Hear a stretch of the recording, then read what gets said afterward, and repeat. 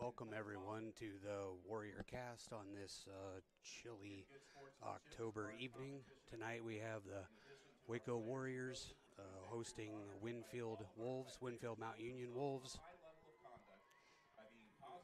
We're getting ready for starting lineups.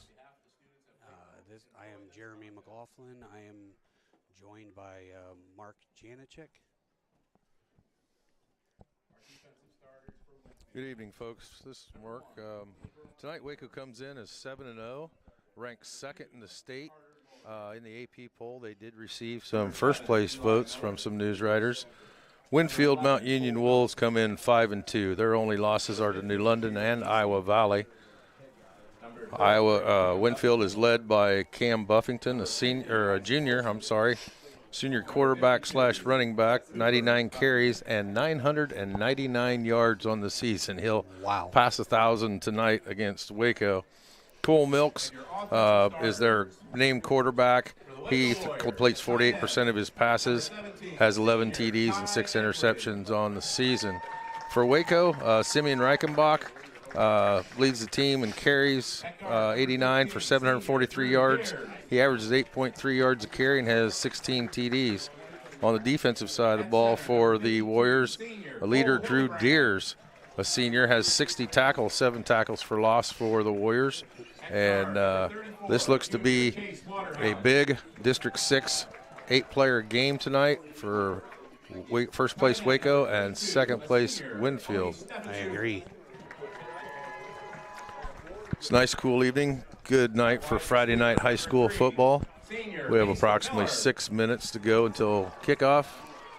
Players are being announced at this time. It is senior night here at Roth Field in Wayland. Senior Simeon Reichenbach. Have you had a chance to hear anything about Winfield this year? Or? I have not. I really haven't been paying a lot of attention. I know they have a couple of guys that are going to be pretty tough for us to stop, but defensively, I think we're a pretty tough team. Yeah, I talk about it every week. It's the teams in District 6 and even all 8-player. You know, most teams have 3-4 really standout kids. Waco is fortunate enough to have 12 to 14 kids that really stand out at their position throughout the district. Yes. And like you said, a very tenacious defense. Yeah, led by Drew Deers for sure. But sophomore Loudenhausen Gay, he's been a real force on defense. I don't know what his stats look like, but watching him every Friday night, he's pretty solid. The last year, Mason Miller tied for the most interceptions in the state in 8-player, and he had 3 against Iowa Valley 3 weeks ago. He's up to 6 interceptions so far this year. The leader has 7, so he is right there trying to be leader in the state by the end of the season for sure. Well, maybe we can get a couple more tonight. That would be great. Winfield's thrown 85 times this year, and Waco has thrown 105. Not much difference in amount of passing. Both teams depend on the run game. You'll find that Milks and Buffington do a lot of the running. Abraham Edwards, who's a junior, has 297 yards receiving this year, and he is their main go-to on the outside.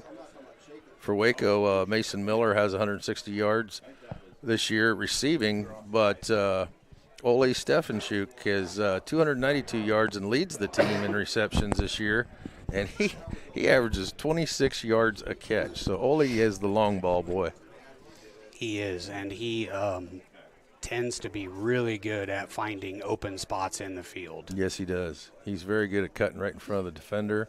He uses his body well to shield the defender, so he's a very talented athlete. Quite a few of those yards, Mark, I think, are actually after the catch. Yeah. For sure. He's good at breaking tackles, and this might actually be Winfield. This might actually be physically the biggest team we've faced all season. Looks like Winfield has won the toss. Waco, well, they have deferred. Waco will receive, and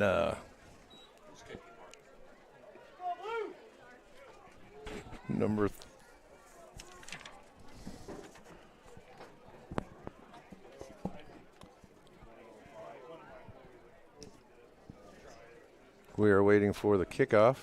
Number 19 It's like Chris Alvarez. Chris Alvarez is the kicker, and Simeon Reichenbach will be deep for the Warriors. Kick is off. It's a short kick. It is caught and then thrown to the opposite side of the field and thrown out of bounds. Went to Graber, and he tried to get it back over the other side to Reichenbach, and the miscommunication. Ball goes out of bounds. Waco will have it 1st and 10 in their own territory at their own 22-yard line. Probably wasn't a bad idea to try something a little different there. It just didn't work out. I don't think they haven't tried a PAT all year, so I know Winfield doesn't have a kicker. I formation. Now we're going to the slot. Oswald under center. Turns, gives it to that went to Hosenga. Yeah, that was Housengay. Or Housengay, I'm sorry, Housengay. Yeah, he got a nice push from the line and a couple guys behind him, too. That was a pile moving there. 8-yard gain, going to bring up 2nd and 2 for the Warriors at their own 30-yard line. Pistol formation for the Warriors. Mason Miller, wide right. Ball goes to Reichenbach. He goes left side, cuts it back to the middle. He's going to get a 1st down, and he's grinding for more. He's down, not quite to midfield at the 38-yard line. 1st and 10, Waco. Great run by Reichenbach. Abraham Edwards was on the tackle for Winfield. He's a big boy to bring down, isn't he? He is, and he keeps his legs moving. Been watching him pulling guys down the field all season. He is one that will break tackles for sure. He runs low to the ground for a big guy, too, as it really got momentum low and gets underneath those defenders and moves them. Yeah, and he's really strong. 1st and 10 for Waco on their own 38-yard line. 2 receivers left, 2 right for Waco. Oswald's in the shotgun. Miller goes in motion to the left. It's a jet sweep to Miller. He goes around left in. He's got 5, 6, maybe 7 yards before he's run out of bounds by a host of Wolves. Appears like number 7, Eli Miller for the Wolves, was the leading tackler. Going to bring up 2nd and 6 for Waco in Winfield territory at the 35.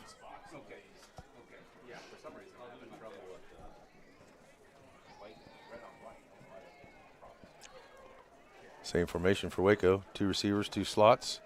In motion, Simeon Reichenbach. He brings it to the right side, near side here. He gets back to the line of scrimmage. He's trying to grind for 2 more. Man, he got out of bounds before he even went down. He was just still trying to move forward.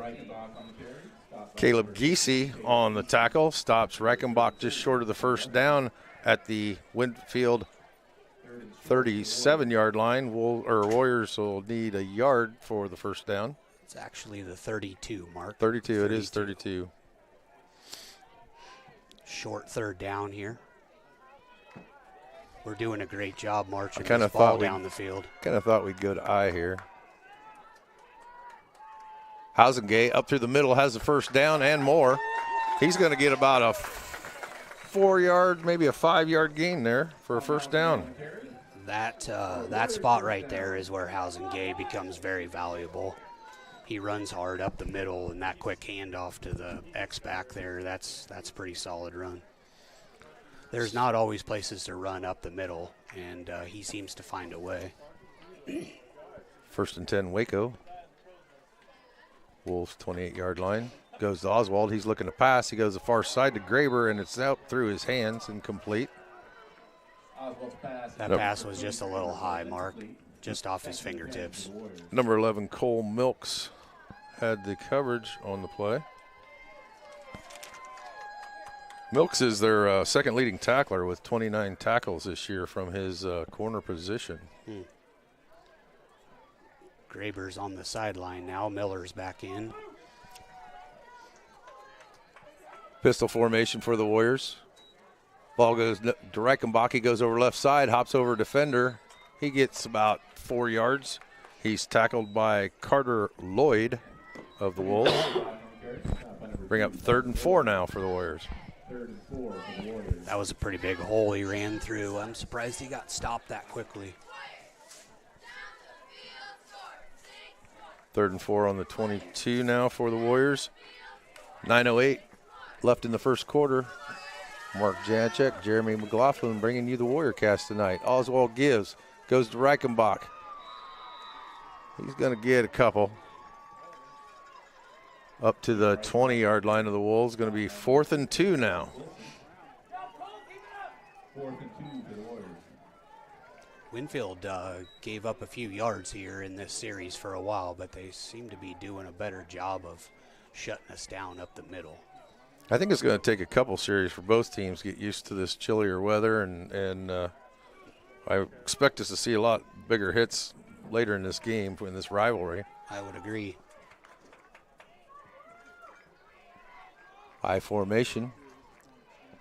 Fake to Hausengay. Oswald rolls out. He's got an intended receiver. It's Hausengay on the flat, but it falls short, incomplete. So with that, as a turnover on downs, Winfield will take over in their own territory. 1st and 10 at their own 19-yard line. Yep, they had a couple guys get loose there and just put some pressure on Oswald and couldn't make that pass. It was intended for Hausengay. Yeah, Oswald was really pressured. I didn't see who had the pressure up there, but Channel 6 News from the Quad Cities here, video in the game. Milks.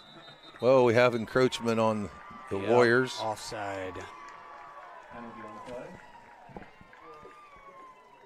That's going to give them 5 yards. There'll be a 5-yard penalty or a Pete first down.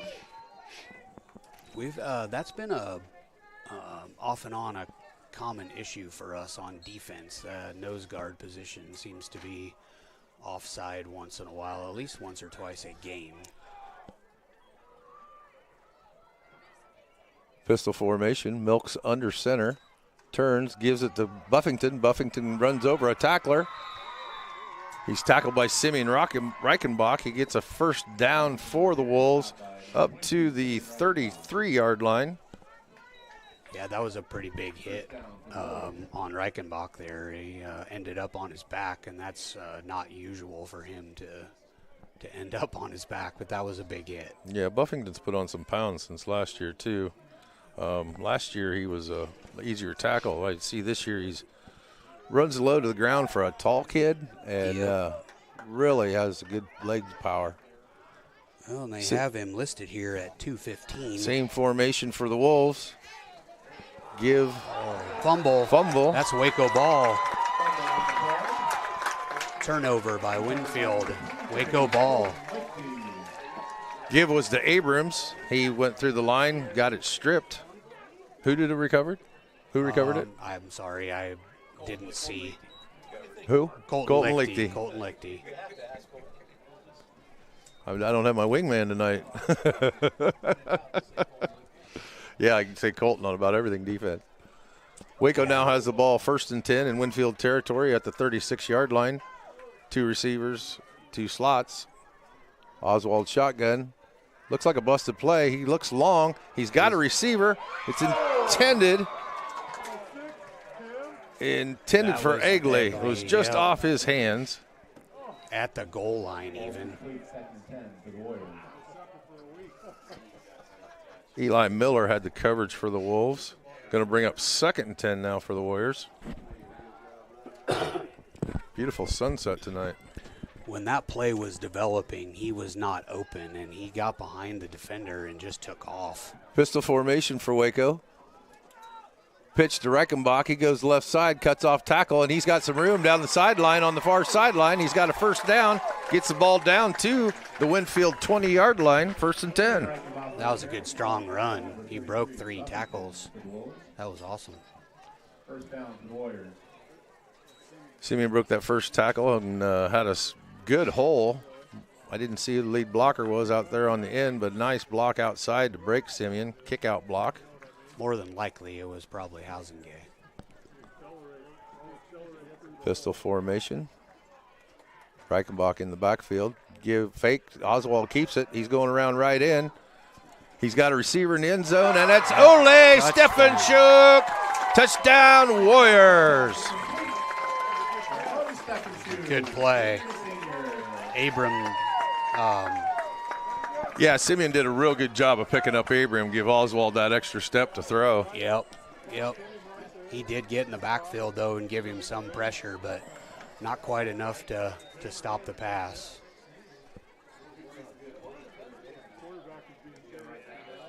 Going to line up for the PAT. Oswald is the holder. Reichenbach the kicker. Hold is down. It is up and good. So with 7 minutes left in the first quarter, Waco takes a 7-0 lead over the Winfield Mount Union Wolves. Word from our sponsor.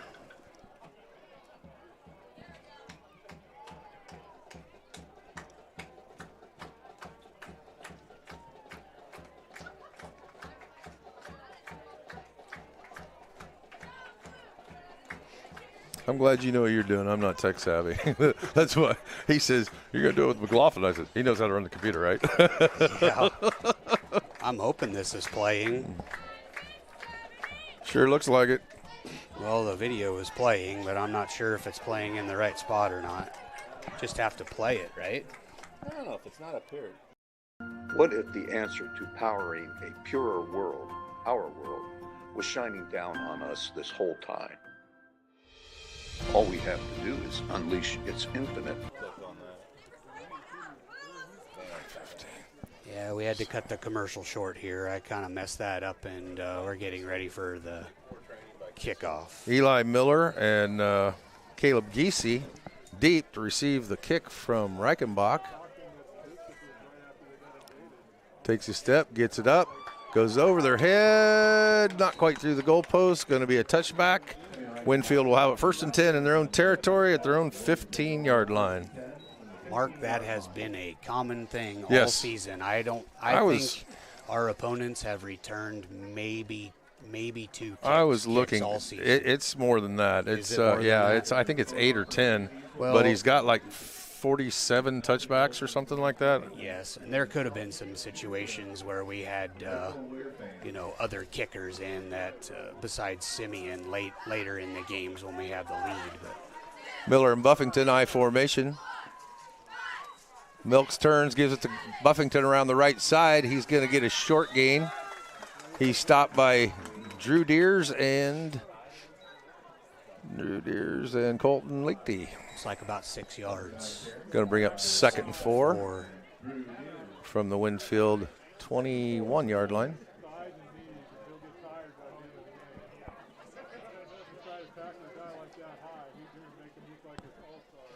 Highfield Deers is going to come off that line and follow Buffington like a bloodhound tonight. I'm sure they're going to be keying on I him. formation again for the Wolves. Turn. Milks looking for a receiver, getting pressured. He dropped the ball, picked it back up, and Egley has him and takes him to the ground for a loss. He is sacked. His helmet came off. Somebody ripped his helmet off. Ball goes back to the 15-yard line, the original line of scrimmage. Egley did a good job of pressuring Milks back there. Going to bring up 3rd and 10 now.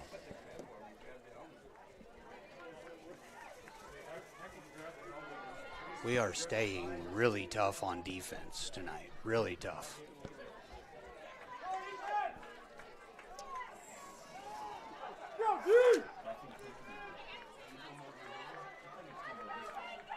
Wildcat, or no. Abrams got the ball. He threw the wide side intended for Giese, overthrew him. Kind of a wildcat for Abrams to be back there throwing. Now he takes off the field, brings up 4th and 10 now for the Wolves. Actually, was that number 3? Number 1. Oh, I thought, okay.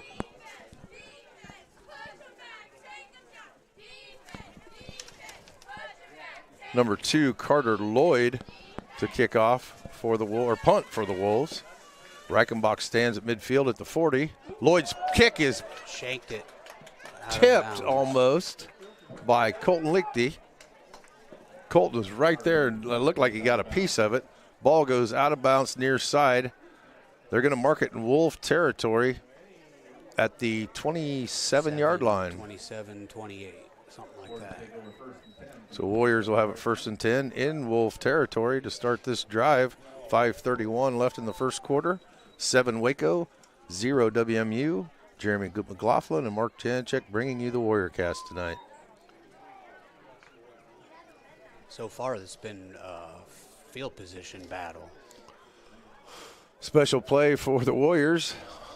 Oswald keeps it, goes right up the middle. He's going to get about 2 yards, maybe about a yard's all he's going to get. Bring up 2nd and 9 now. It was an interesting formation. 3 receivers out left, 3 out right, and only guy on the line was And the a center. Yep. Well, all the defenders spread out. The left 2. He couldn't get by the second one. Right. Pistol formation for the Warriors. Reichenbach is the running back. Oswald gives it to Reichenbach. He goes around left end, jukes and jives, and he's tripped up by number 52, Cooper Buffington, after about a 3-yard gain. Looks like there's a flag on the field. Yes, sir, there is. Hold. Holding against the Warriors is going to bring it back.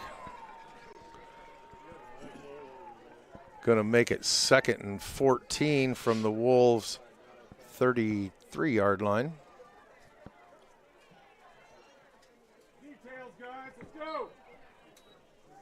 That's about 5 yards, 5-6 yards behind the original line of scrimmage. This will be a tough 2nd down. Setup play. They set it up by the run. Now they're going to probably throw. Same weird formation. Oh, we got a guy in the middle. before. Guy in the middle. Stefan Schuk's on the sideline. Oh, he just overthrows him. Oh, yeah. Stefan Schuk was the one open here. They were looking deep. Stefan Schuk made the open area and just got overthrown. Miller was on the coverage for the Wolves. Yeah, like I said before, get him the ball in the open field, and he's going to get quite a few yards after the catch. That was just a bummer to miss that one. Going to bring up 3rd and 15 now for the Warriors. 3rd and long situations are never good, are they, Mark? No. But in 8-man, a little bit different. If you got field position, you can make it 4 down territory. 2 slots, 2 receivers. Miller in motion. Oswald looks, he throws, and he way overthrows his intended receiver, which was Colton Lichty. Going to bring up 4th down. That's Odie again, 32.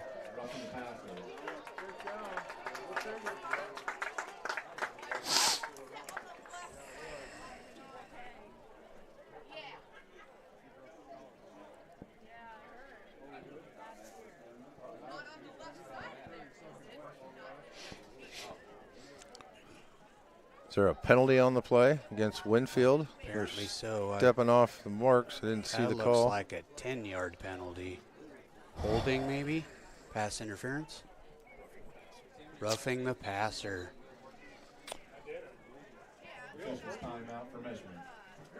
Officials timeout. We're going to have a measurement. It's 4th down, close to the 1st down marker. Ball's marked on the 19-yard line.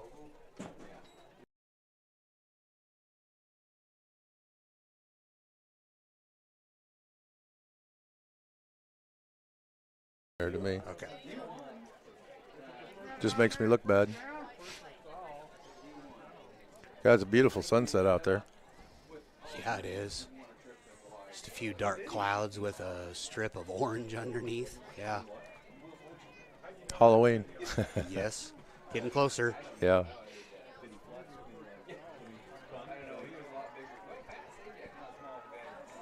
Well, we're waiting on them. Are we online? Yep. We are short by a football. Going to make it 4th and a football from the 19-yard line. I formation. Housengate territory, and he's going to get the 1st down, and he's going to get more. He's going to get down to the 14-yard line, 1st and 10 Waco. Good call, Mark. That was a perfect play for Housengate. And I was sitting here in my head thinking, this is Housengate territory. Yep, exactly. That's where he shines. 4:10, clock running. Waco leads 7-0 in the first quarter here at Roth Field in Wayland, Iowa. The Warriors and the Winfield Wolves. Waco comes up to the ball. Pistol formation. Hausengay wide left. Oswald's looking for him. And he picks out Ole Stefanchuk from the middle for a touchdown. And he was wide open. Yeah, he looked at Hausengay, kind of looked off the defender and came back to Ole. It was a nice job by the quarterback. Yep, I agree. Clock stops at 3 minutes and 45 seconds with the touchdown. Looks like we're going to be going for one here. Oswald's the holder, gets the ball down. Reichenbach gets the kick up, and it's just inside the right upright. Going to make this game 14-0 with 3:45 left in the first quarter. We'll have a sponsor. Let's try a quick commercial break here. What if the answer to powering a purer world, our world, was shining down on us this whole time? All we have to do is unleash its infinite power. Our goal here at Eco Energy is to unleash the infinite power of the sun.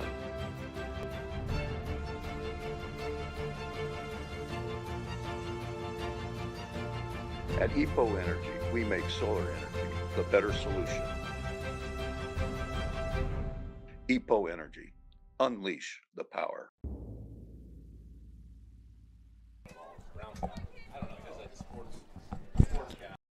Back at Roth Field, 3:45 left in the first quarter. Waco has just scored. Reichenbach sets the ball down. Eli Miller and Caleb Giese backed, received the kick. Ball is up.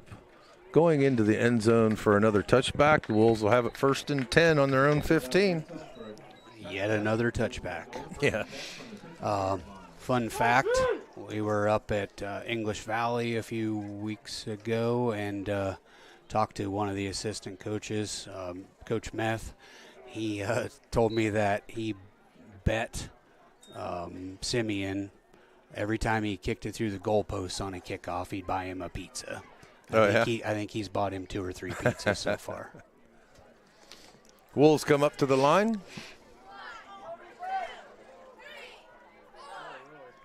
Full house formation, 2 wings.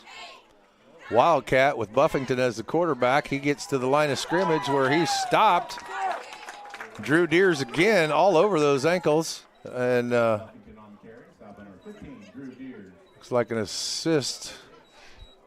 Maybe Reichenbach?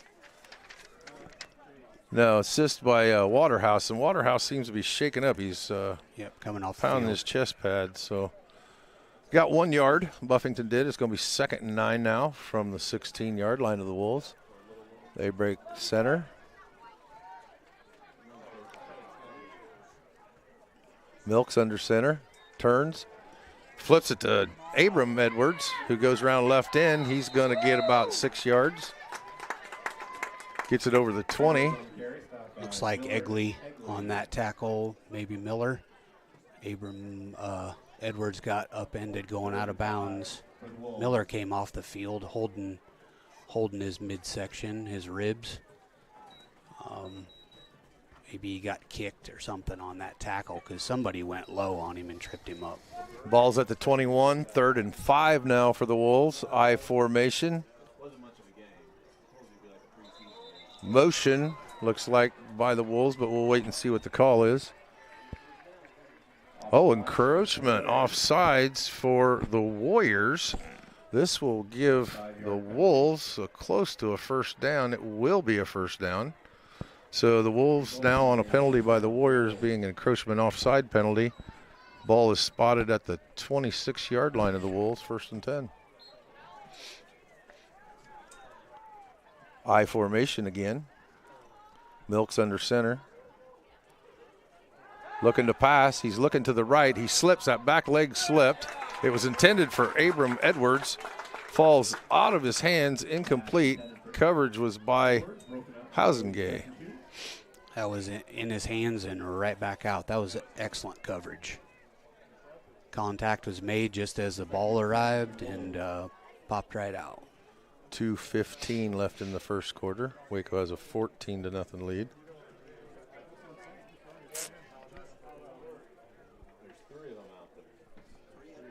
I'm used to telling the score. We got a new system this year that puts the score on the camera, so I'm not used to that.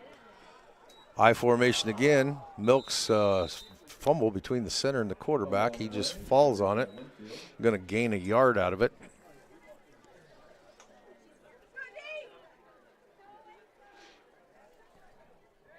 They're not going to give him that yard. They're going to leave it at 3rd and 10 now.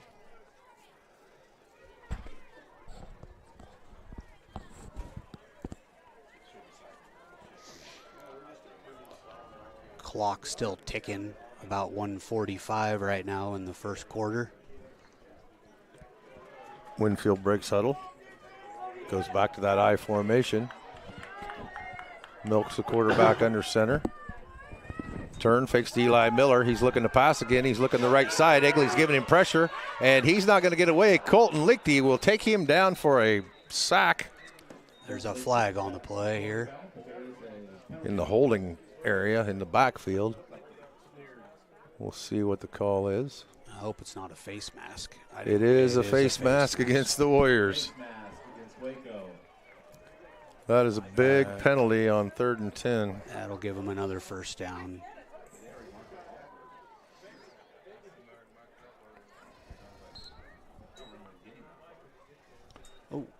Oh, it must be a spot foul. Is that a spot foul? Yes, Omar? sir. Okay. So it's 3rd and 8, 3rd and a long 8. Ball spotted on the 28-yard line. 29, actually. They're going to discuss this. I don't know that from where the flag was thrown, that's only an 8-yard advancement for the Wolves.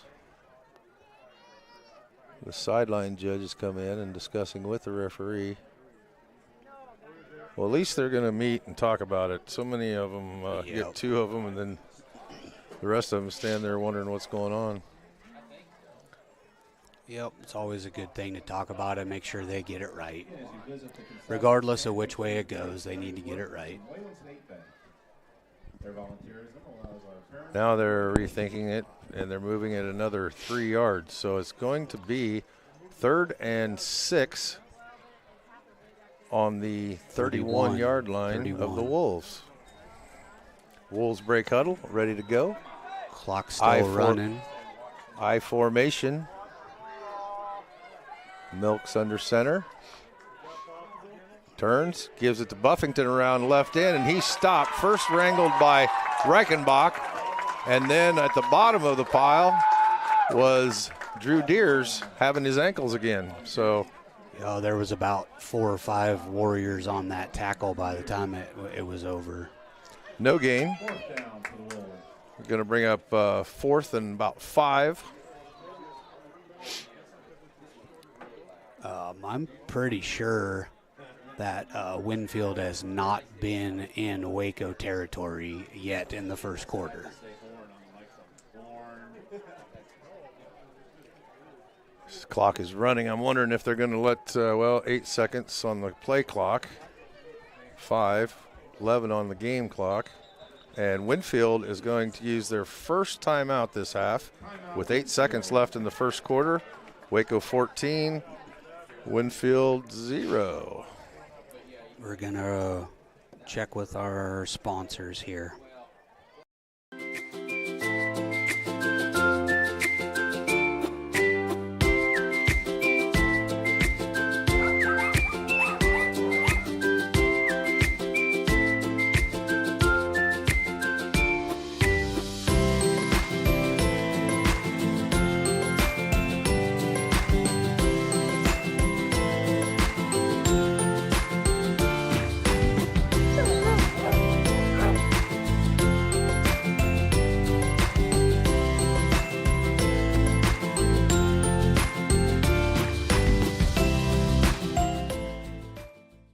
For the weekend, so back to Warrior football with facing the Winfield Mount Union Wolves. 8 seconds left in the first quarter. Waco has a 14-0 lead, And Winfield is facing a 4th and 5 in their own territory at their 32-yard line. They break huddle. Back to the I formation. Milks is the quarterback under center. Buffington in motion. Turn. Intended for Buffington, and it was blocked in the middle of the field. By Deers. That's a turnover on down, so Waco take over with 4 seconds left in the first quarter. 1st and 10 in the Wolves territory at the 32-yard line. Buffington went in motion right, and then a quick throw to him, and Deers was watching the quarterback's eyes and did a good job of getting his hands up. I agree. Waco on offense now, pistol formation. Oswald's the quarterback. Turns, gives the ball to Reichenbach. He's going to bust up the middle, spins out of a tackle. He spins out of another one. He's up to about the 22-yard line. Going to be close to the first down marker. Time expired. Eli Miller was the tackler on the play for the Wolves. At the end of the first quarter, it is 14 Waco, Winfield 0. Gosh, Mark, that guy runs hard. Spun out 2 tackles, hit and spin. Very nice. Anyone serious about lawn care knows it starts with 2 things: the expertise and the equipment to do the job right. Egley Landscapes is the only local company that provides expert lawn care and landscaping. Let the experts with the equipment from Egley's pay a visit to your lawn. Our horticulturists have the knowledge to guide you through a lawn care plan, and they won't sell you services you don't need. Egley Landscapes has the knowledge and expertise you can trust to revitalize the landscape of your home or commercial property. Egley Landscapes. Check us out online at egleylandscapes.com.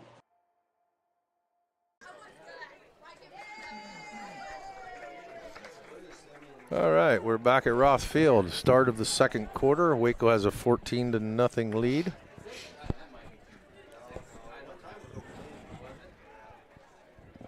Ball is at the 23-yard line of the Wolves.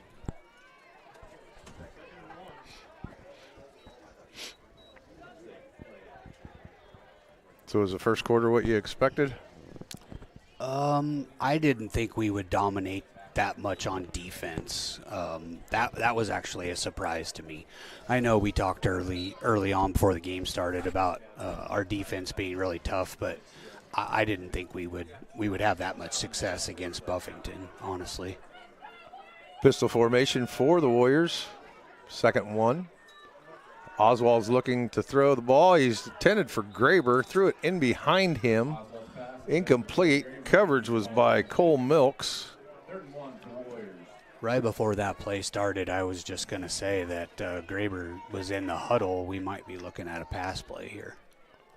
3rd and 1 now. It's about 3rd and a foot if you look at where the marker is. Yep, it's a 3rd and a football, as you say.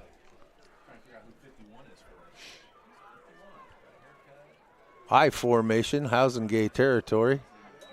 Nope, given to Reichenbach. He jukes and jives at the line of scrimmage, and he's just going to get enough. Tackled by Buffington, and he was assisted on the play by Cooper Buffington. So Cam and Cooper all over that. He got to the line of scrimmage and white jerseys everywhere. I didn't think he was going to get that first down. 1st and 10 on the Wolves' 21-yard line for the Warriors. Just starting the second quarter here. Graber back in, spread out wide right. Pistol formation. Ball goes to Reichenbach, who makes his own hole up the middle. Nice run. Tackled by Buffington and Giese on the sideline at about the 14-yard line. Going to bring up 2nd and 3. Well, 2nd and 2, yeah. Doesn't look like they marked him out of bounds either. The clock's still running.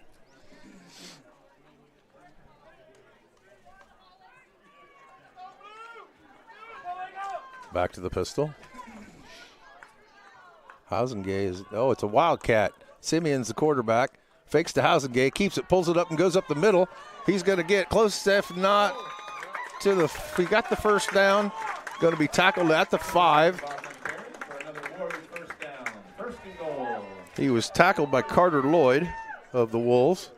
So it's first and goal, Waco on the Wolves 5-yard line. Gay comes out and Oswald back in at quarterback.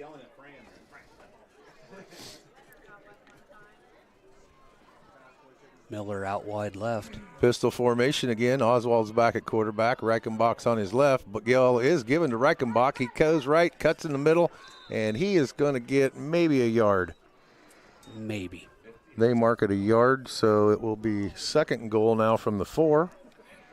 He turned that ball upfield when he got to the line of scrimmage. I thought the hole looked bigger going outside, but apparently he saw something different. Well, much like us keying on Cam Buffington, they're going to key on Simeon Reichenbach. So I agree. Graber back in, wide left.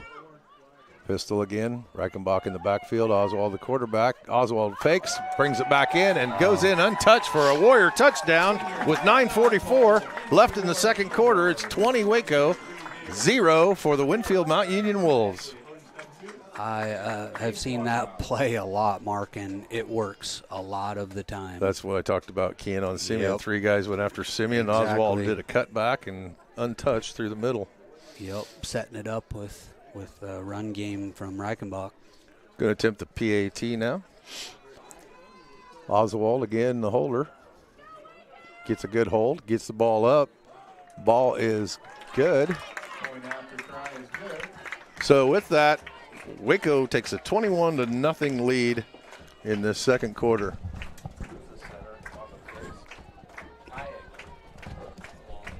I was going to mention Ty Egley. He's done a fabulous job all year long as the PAT center. The long snapper. I've been at every game. There was only one. Oswald kind of bobbled it. I don't know whether I'd blame Egley for it. It was high. But and then Reichenbach got the kick off, and it was no good. But Egley's done a tremendous job. I don't know if you folks realize how tough that is to hike the ball and keep the defender from running over you. He's done a super job all year. I agree. He has done a super job. That is not a tough gig. Caleb Giese and Eli Miller are deep for the Wolves. Receive the kick from Simeon Reichenbach. What do you think? Any bets on whether it's going through the end zone? He's got the wind. I don't think he needs the wind, Mark. Actually, the flag is not even blowing. The American flag's not even blowing. Yeah. It's a very stale night, considering we had wind yesterday and last night and this morning. Ball is up. Miller thought about it, and he decides to let it go. It is a touchback, goes in the end zone. Wolves have it 1st and 10 on their own 15. 1st and 10 for the Wolves from the 15-yard line. 9:44 left in the second quarter, 21-0. Well, if the defense can keep up what they've been doing so far, we should get the ball back again with great field position. Winfield has a lot of talent. I'm waiting for them to strike here. Yep. They're going to break through at some point. Edwards and Buffington, and the Cam Buffington in the backfield goes to Abram Edwards. He goes over the right side. He's going to get about 5 yards on the run before he's tackled by Mason Miller and Colton Lichty. No, that's Simeon Reichenbach in there on the tackle. 2nd and 5 now for the Wolves. Milks is playing quarterback for the Wolves, and he gets down under center. All you see is his helmet down there. Yeah. I formation now for the Wolves. Ball goes to Cam Buffington across the left side, and he is stuffed. He is hit hard in the middle of the field by Simeon Reichenbach. And there was assist there by Deers and Waterhouse, and it's good to see Waterhouse back in the game. Yep. I think Winfield's got to be relieved this year that they actually have a quarterback under center that is not Cam Buffington. Yeah. He just tried. He was almost asked to do pretty much everything last year, and eventually I think it was too much for him. 3rd and 3 now for the Wolves. Milks Turns, gives it to Buffington across the left side of the field. He's going to get a couple. It's going to bring up 4th and 2 now, Jeremy, for the Wolves. 4th and 2 for the Wolves. Ball is on the 23-yard line of the Wolves. Big play here for Winfield. Oh, actually, they're looking to. Looks like they're going to punt. Carter Lloyd is in to punt. Waco's not going to drop Simeon back. They're going to rush. Carter gets it off. Carter Lloyd gets it off. It lands at the 33 and takes a Wolves bounce down to the 24-yard line where Waco will take over 1st and 10 on their own 24-yard line.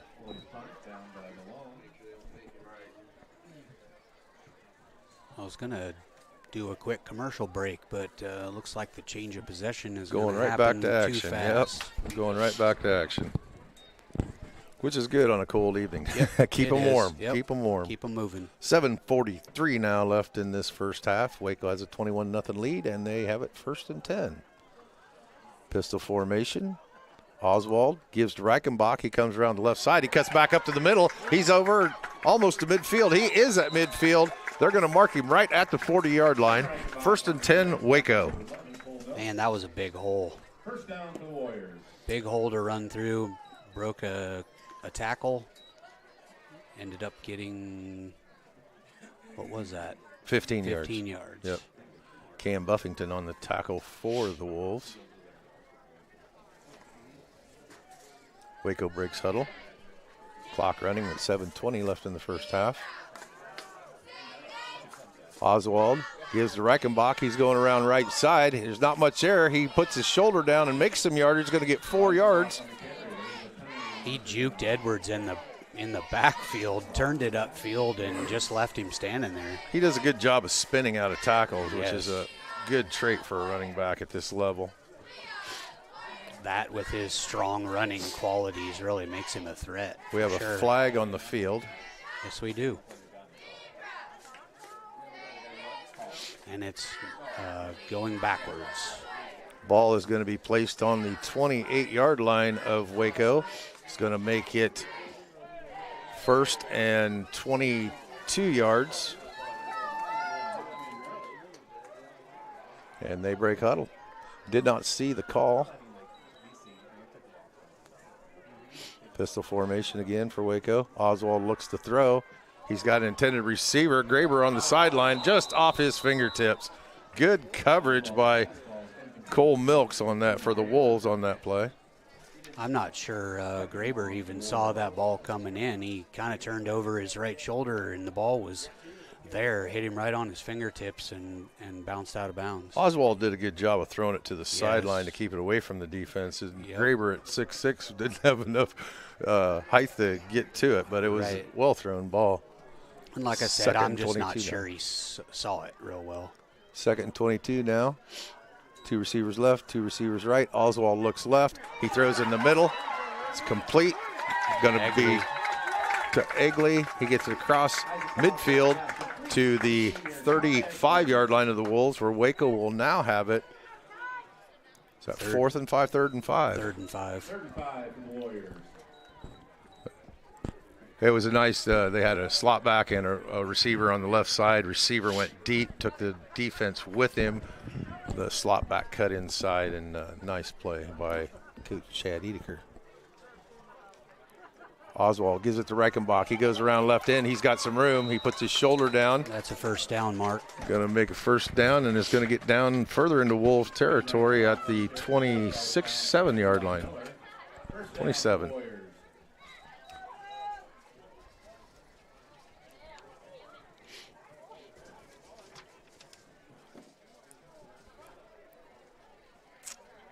Milks, Edwards, and Buffington is the 3 names we've really been calling a lot here, defensive side of the ball for the Wolves. Pistol now for the Warriors. Mason Miller comes in motion. Thought maybe it was a jet there's sweep. Offsides on the defense, I believe. I really wish they would have. Oh, they called it on Waco. 5-yard penalty. Repeat first down. Full start on Waco, back 5 yards. So that's going to make it first and about 15 for Waco in Wolves territory at the 32-yard line.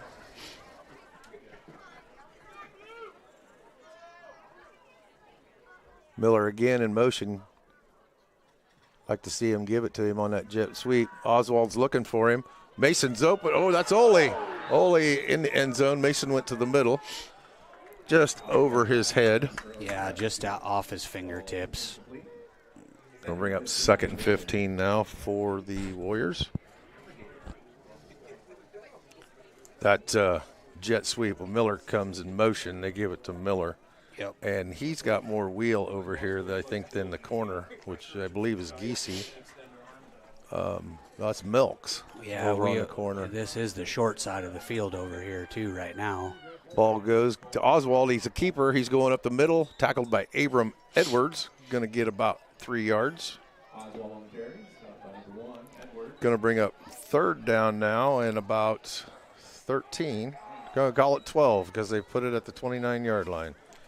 So 3rd and 12 now for the Warriors. I have to say, to be honest with you, I might catch some heat for it, but I didn't think we'd be this dominant offensively tonight, honestly. High formation for the Warriors. Oswald's under center. Fakes, looking for a receiver. Throws back. It's a screen pass to Simeon Reichenbach, who has a lot of room. He puts his shoulder down, and he makes the end zone, hits the goalpost. Nope.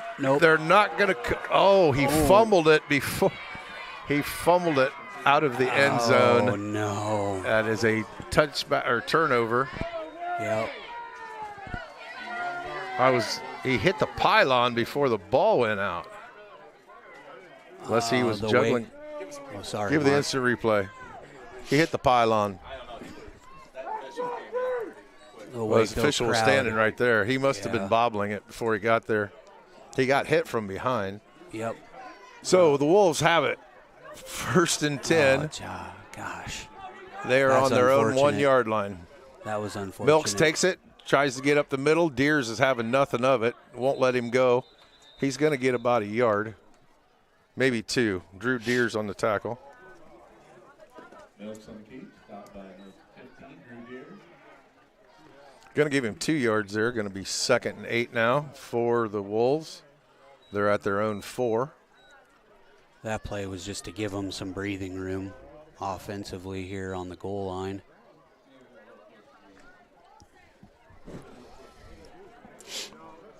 Wolves break huddle. I formation. Milks under center.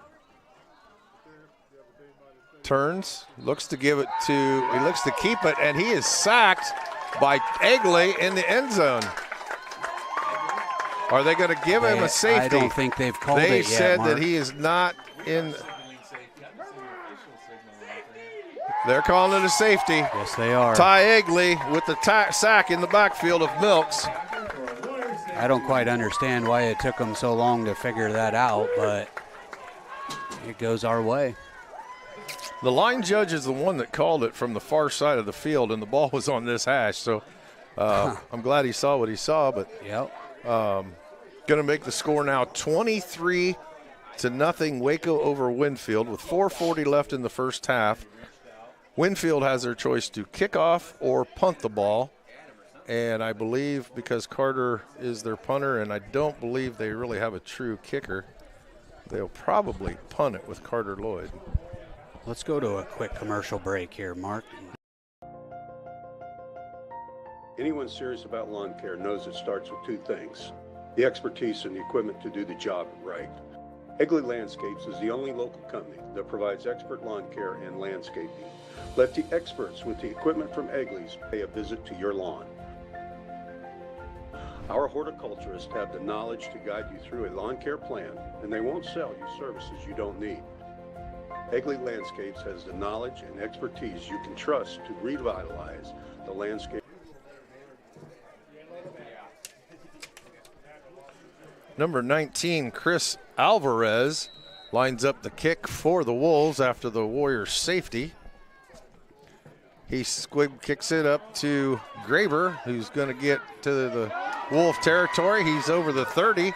Breaks He's going a to be couple tackles. going to be run out of bounds at the 27-yard line. And Alvarez was the tackler. They are definitely avoiding kicking it to Reichenbach in the back. He is definitely a threat on kickoffs. Going to be 1st and 10 now for the Warriors in Wolf territory at the 26. Warriors break huddle. Pistol formation. Reichenbach to the left. Oswald calls for the ball, gives it to Reichenbach. He's going to go right in, cuts back into the middle. He's going to get about 9 yards. He's tackled by Caleb Giese. Ball is going to be spotted at the 17, call it the 16-yard line. Point of ball, 2nd and 1, WACO. Cody Graber back into the game now. Blocking's been pretty solid tonight for the run game. They're creating some pretty good-sized holes.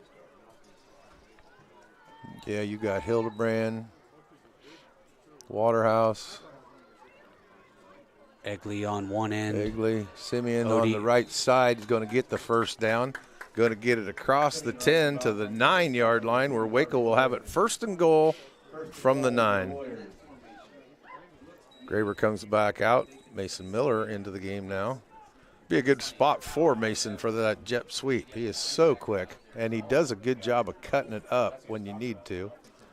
Yep, we're on the right hash, so we've got the wide side of the field over here, and he's out wide right. Egley, Waterhouse, Hildebrand, Deers. Front line for Waco. Gives Simeon Reichenbach a hole, and he's in for the touchdown. 3:22 left in the first half. Waco takes a 29-0 lead. Gets set for the PAT.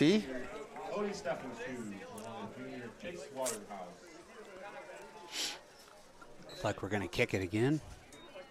We are really showing our strength the last 2 drives. We drove it down there, obviously. We fumbled out of bounds and then got the safety back on the defensive side of the ball.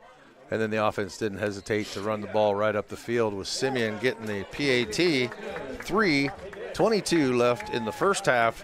Waco 30, Winfield 0.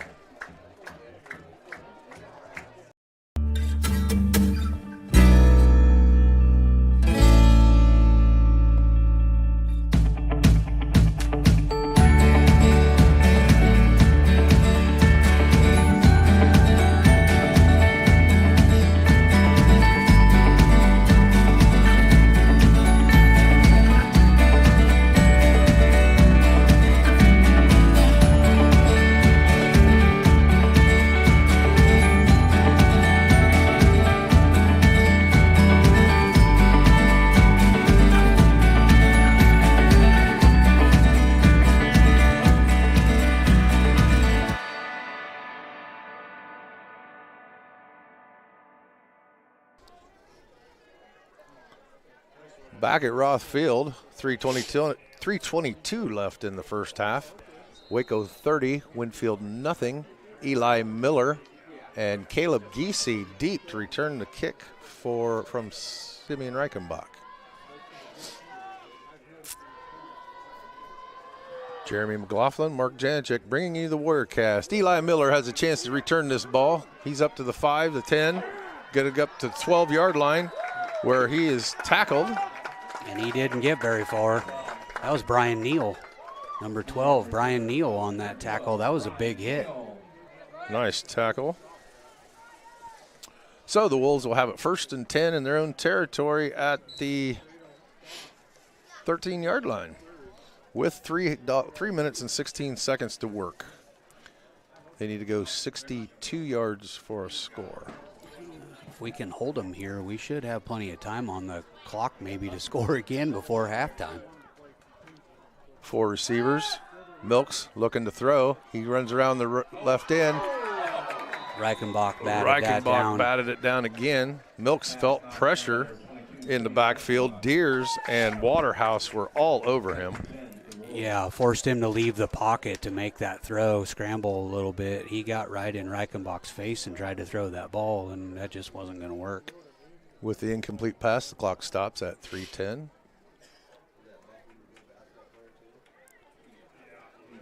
Coach Roth has done a pretty good job this week getting this defense ready for this Wolves team.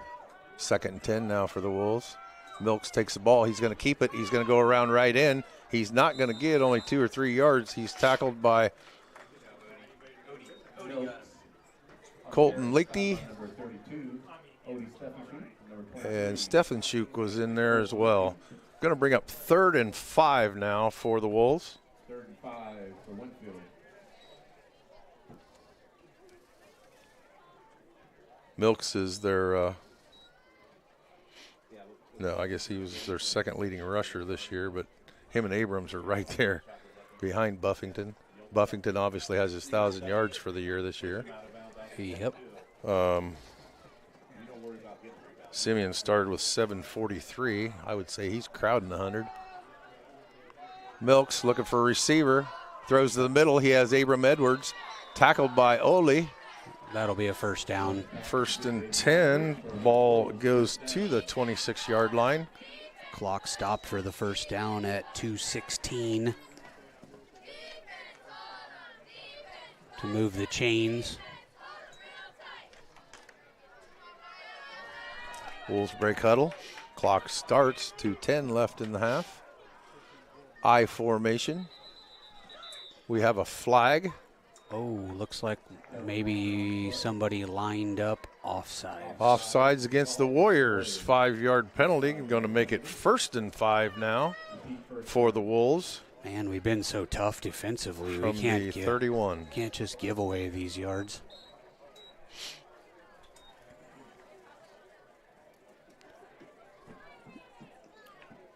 Clock's running. 1:58 left in the first half. Wolves are 49 yards from pay dirt. Milks has the ball. He's looking to the left. He's looking long. He's looking for Buffington, but he overthrows him at the 25. Going to bring up 3rd down now. 3rd and 5 for the Warriors. 3rd and 5.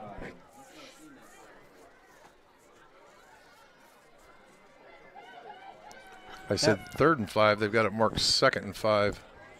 Oh, the penalty. Yep. They replayed first down. Yep. Well, yeah, first down never really even started. The offense didn't even get set, and they were throwing a flag.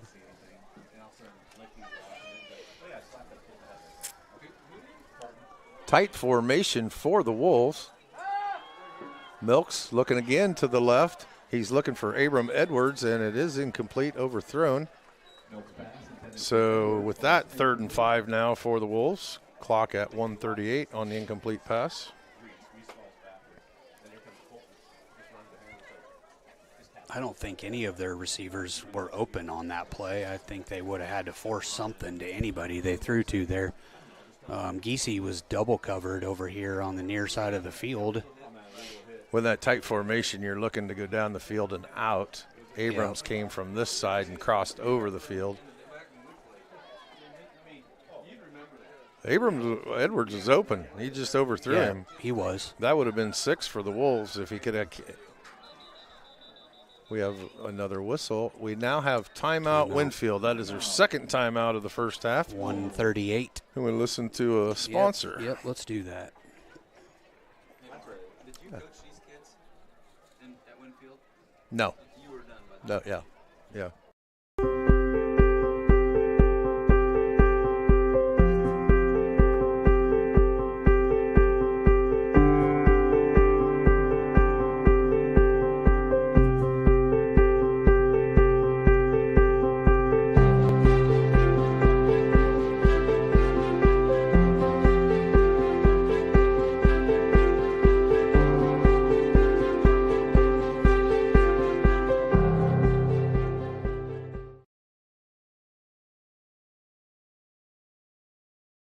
Somewhere to go. We were not happy. We wanted to finish it. Back at Roth Field in Wayland, Iowa. WACO facing the Winfield Wolves. WACO leads 30-0. We have 1:38 left in the first half.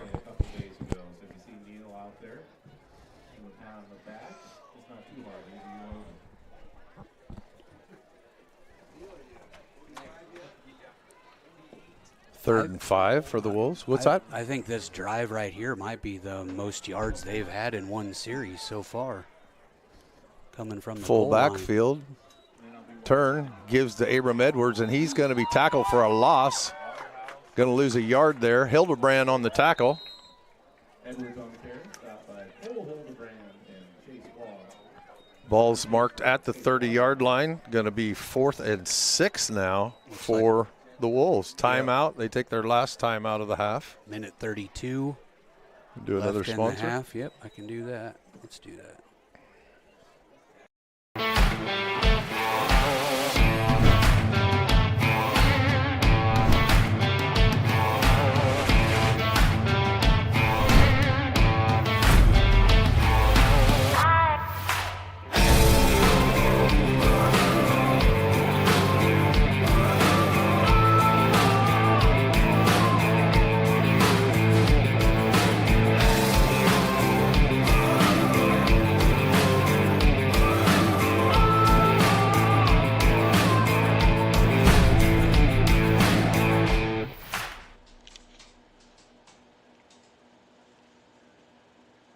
This isn't even close to being as good as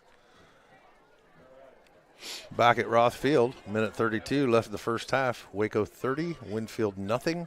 Winfield has the ball in their own territory at the 30, facing a 4th and 6. They appear to be going for it, coming out of their timeout. That is their last timeout. Pistol formation. Milk's in the shotgun.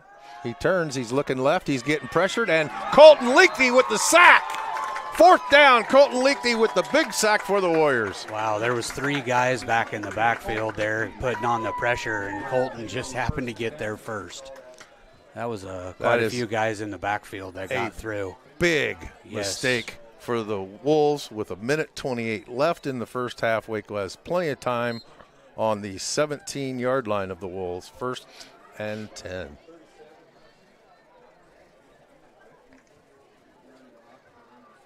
Graber out wide left. We have 3 receivers right, 1 left. And Waco is going to take a timeout and talk about this. This is a big first down play with a minute and 28 left in the first half. Let's check out one of our other sponsors.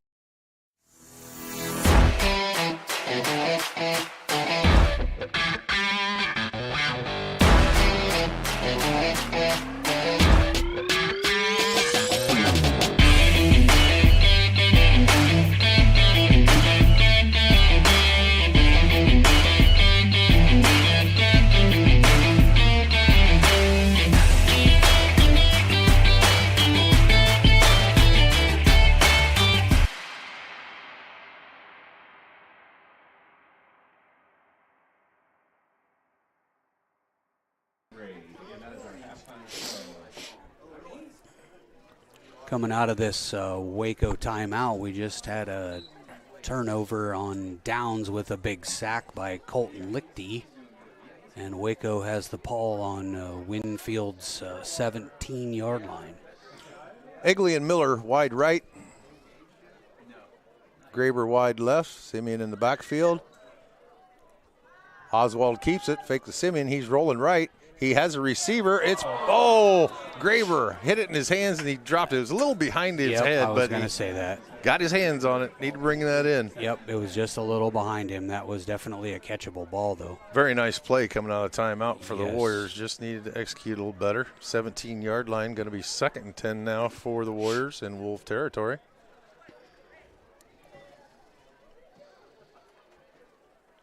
So far this year, I'm not sure about Winfield. They may have play clock, but we've got the play clock in the end zones.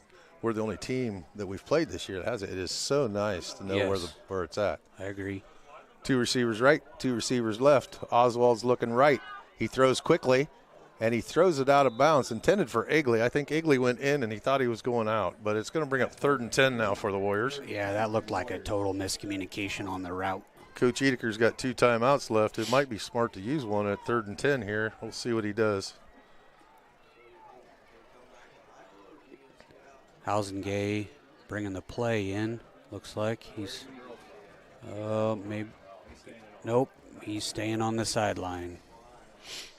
Looks like he must have found a play that didn't require Loudon to be in the huddle. Pistol formation, Reichenbach's running back. Give his to Reichenbach. He's going to cut it up the middle. There's nothing there. He's spinning and turning, but he's tackled by a host of Wolves. He gets it down around the 11-yard line. Yeah, he ended up with a couple more yards there after I had kind of given up on him, but there's a flag on the play right next to Face mask against the Wolves. Yep. That's going to probably put it in the first down area. That should give us first and goal, I would think, wouldn't it? Going to mark it at the 6-yard line. No, I'm sorry. They mark it at the 7. And they're calling on it 3rd and 1. A minute. 105. Clock is running. This is Housengate territory, and he's not on the field right now. Looks to be Reichenbach. No, Oswald, same play that they pulled the last time, and Winfield was waiting on that. He's going to lose. No, he's going to – looks like he lost a yard. They're marking it at the 17. Waco's going to call their second time out of the half with 49 seconds left. We'll see what they do with a 4th and 1. Let's go to a commercial break.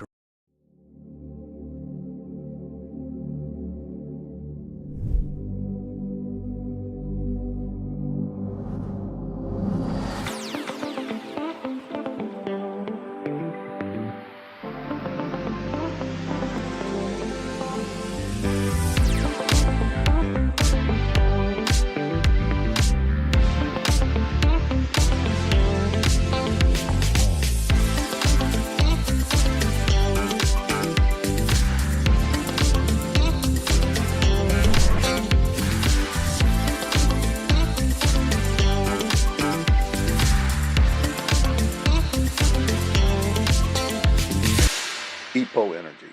Unleash the power. Gotcha. Back at Roth Field, where Waco has it 4th and 1 on the 7-yard line. I formation. Housengay's in the game, and he's going to get that first down. He's pushing for more. Going to get it down to about the 3-yard line. Housengay on the carry. First and goal now for Waco with 44 seconds left in the first half and a 30-0 lead. Jeremy McLaughlin and Mark Janicek bringing you the Wordcast. Waco going quick count here. Pitch to Simeon Reichenbach. He's going outside, and there was no one there. Nope. Touchdown, Waco. 36 seconds left in the first half. Makes it 36-0. They hand Oswald the kicking tee, so we're going to do a PAT. Yeah, there was a lot of room to run there, Mark. There wasn't anybody. I think that's why they went kick quick, because Yep. Coach was like, hey, there's nobody out there. Yep. Caught him off guard. Egley gets it up high to Oswald. Oswald does a good job of getting it down, and that is going to be good. 37-0 Waco in the first half with 36 seconds left. That Egley-Oswald combo on PATs is exactly what you mentioned before. Those guys are doing a great job all season long Yes, they are. on this. Yes, they are. Let's see if we can sneak in one more commercial here before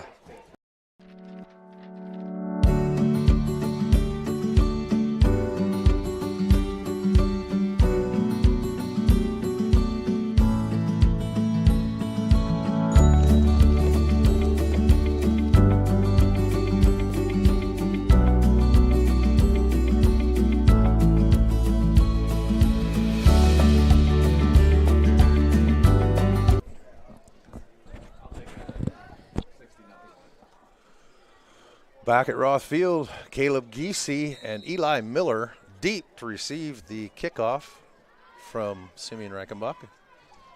36 seconds left in this first half. last time they actually got one to return. Let's see what happens here. This kick's going to go over Reichenbach's head. Giese was wanting to take it but decided against it. Wolves will take over 1st and 10 at their own 15-yard line. 1st and 10 for the Wolves from the 15.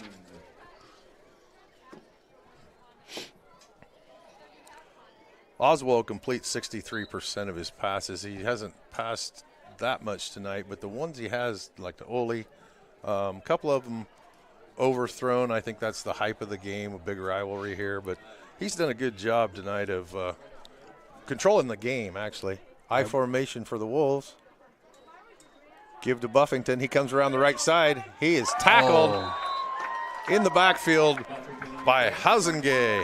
Yes, that was a great ankle tackle right there. I thought maybe he was going to. If he didn't get him, he was going to go somewhere. Yep. It's a yard and a half, 2 yard loss. Going to call it 2nd and 12. I'm sure this defense is really just frustrating Winfield right now. I don't think they expected it to be this tough. Milks takes it. He's going to keep it. He goes right. He comes back into the middle. He's still going. He's got his feet. Hausengay's really pulling at the ball, trying to pull it out. So the tackle was by Mason Miller. At the end of the half, it is 37 Waco. Winfield Mount Union Wolves 0.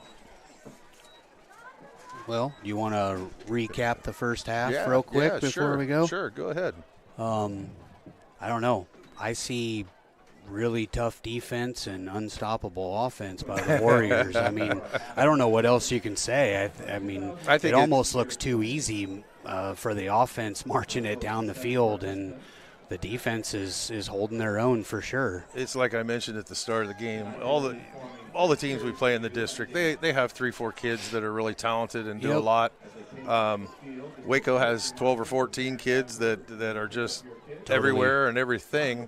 Winfield's downfall is they just have Buffington, and they try to use Edwards a little bit and Milks. Yep. I know from my experience coaching over at Winfield, I'd like to see him get Giese more involved. He's a talented runner. But, you know, they rely on Buffington, and that's easy for another team to defend when you can just key on one guy. And I know last year he's changed his offense this year. Last year, like you mentioned earlier, Buffington was everything. And what they were doing was they were moving the wing back to the left side and then running left, and the wing back to the right side and running right.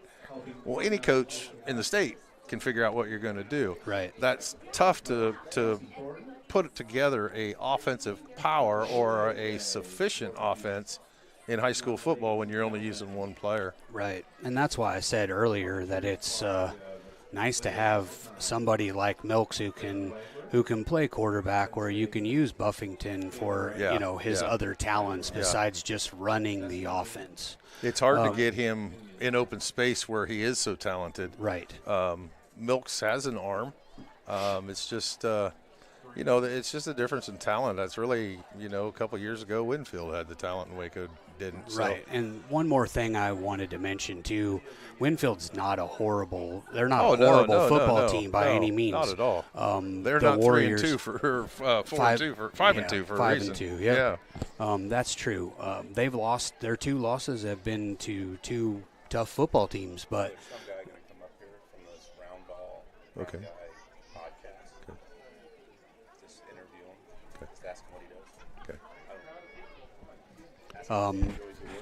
The other thing I wanted to mention was Winfield's total team numbers. That's gotta hurt them like that, to have that many guys just playing nonstop, both sides of the football. I mean, they don't have a lot of guys standing on the sideline over there, so that makes it tough when you can't keep certain guys fresh and keep them ready to go all the time. But Winfield's only losses were to New London and Iowa Valley, who are 3rd and 4th respectively in our district. Yes, they're not slouch teams by any means.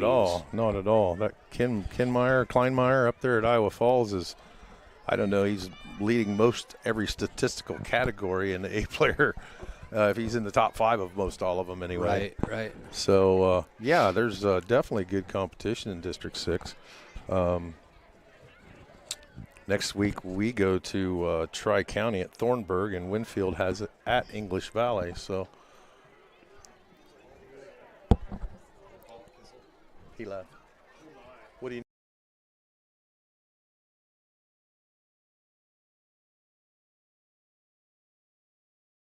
I'll come back on. Hang on. We're going to take a halftime break here. You can enjoy the youth cheerleader clinic they got going on here on the field right now. We'll be back with you in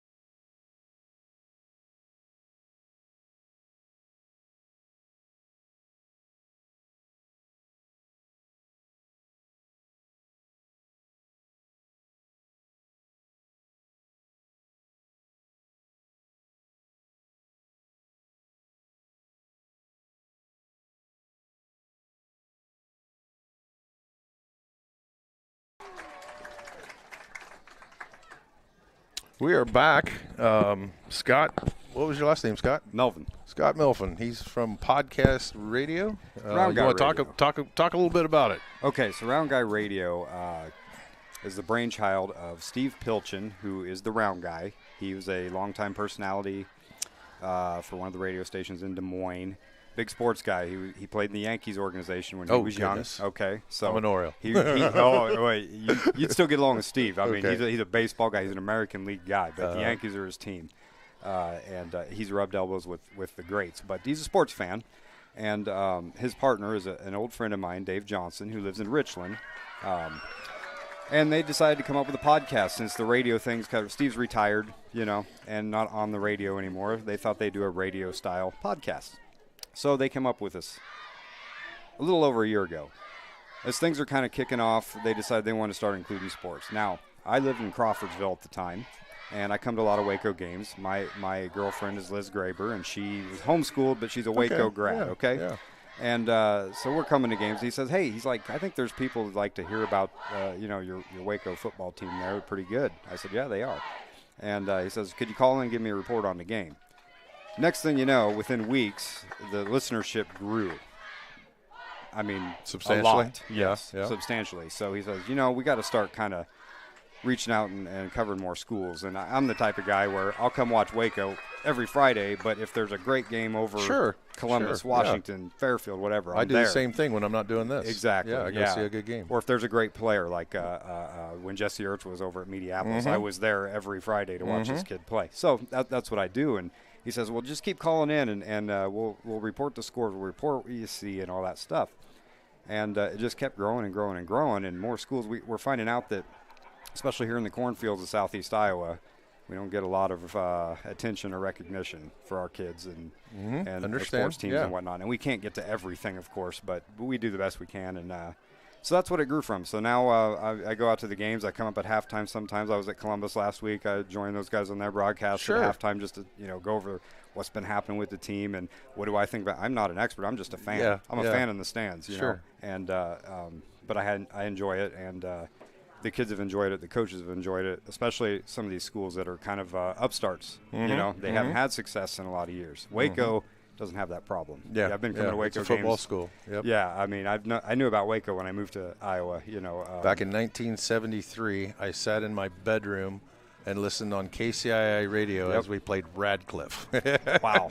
I was a pup. I went to Waco, Now- and we had just moved to Washington. Okay. And I was not giving up my Columbia Blue just Yeah, yet. So. yeah. I came from Illinois, and I moved to Mount Pleasant, so I became familiar with WACO sports through John Kewen's. Sure. Sure, down there Yeah. at just saw him the other day at Walmart. Yep, at KILJ. I mean, iconic voice, Sure. And sure. Generally, you'd listen. If I wasn't at a game, I'd listen to a Mount Pleasant game on the radio. What would happen though is if they weren't in the playoffs, Waco might be. I would listen to Waco games, Sure. and then in time, I moved to Crawfordsville many years ago, and then I started coming to Waco games back when they were 11-man. And I remember the teams that had, oh boy, I can't remember. There were some brothers. One of your coaches, Chase Roth, I remember watching him play. So I've been familiar with Waco football Sure, for a long time. sure. Basketball too. I loved watching Bob Hilmer coach teams. Yep. And it's been a lot of fun living in Southeast Iowa and watching the kids grow up and do their thing and move on, and the next batch come in. And boy, you guys got a real good batch this year. Yeah, we do have a talented team. Speaking of that, give us a little synopsis of what you saw this first half.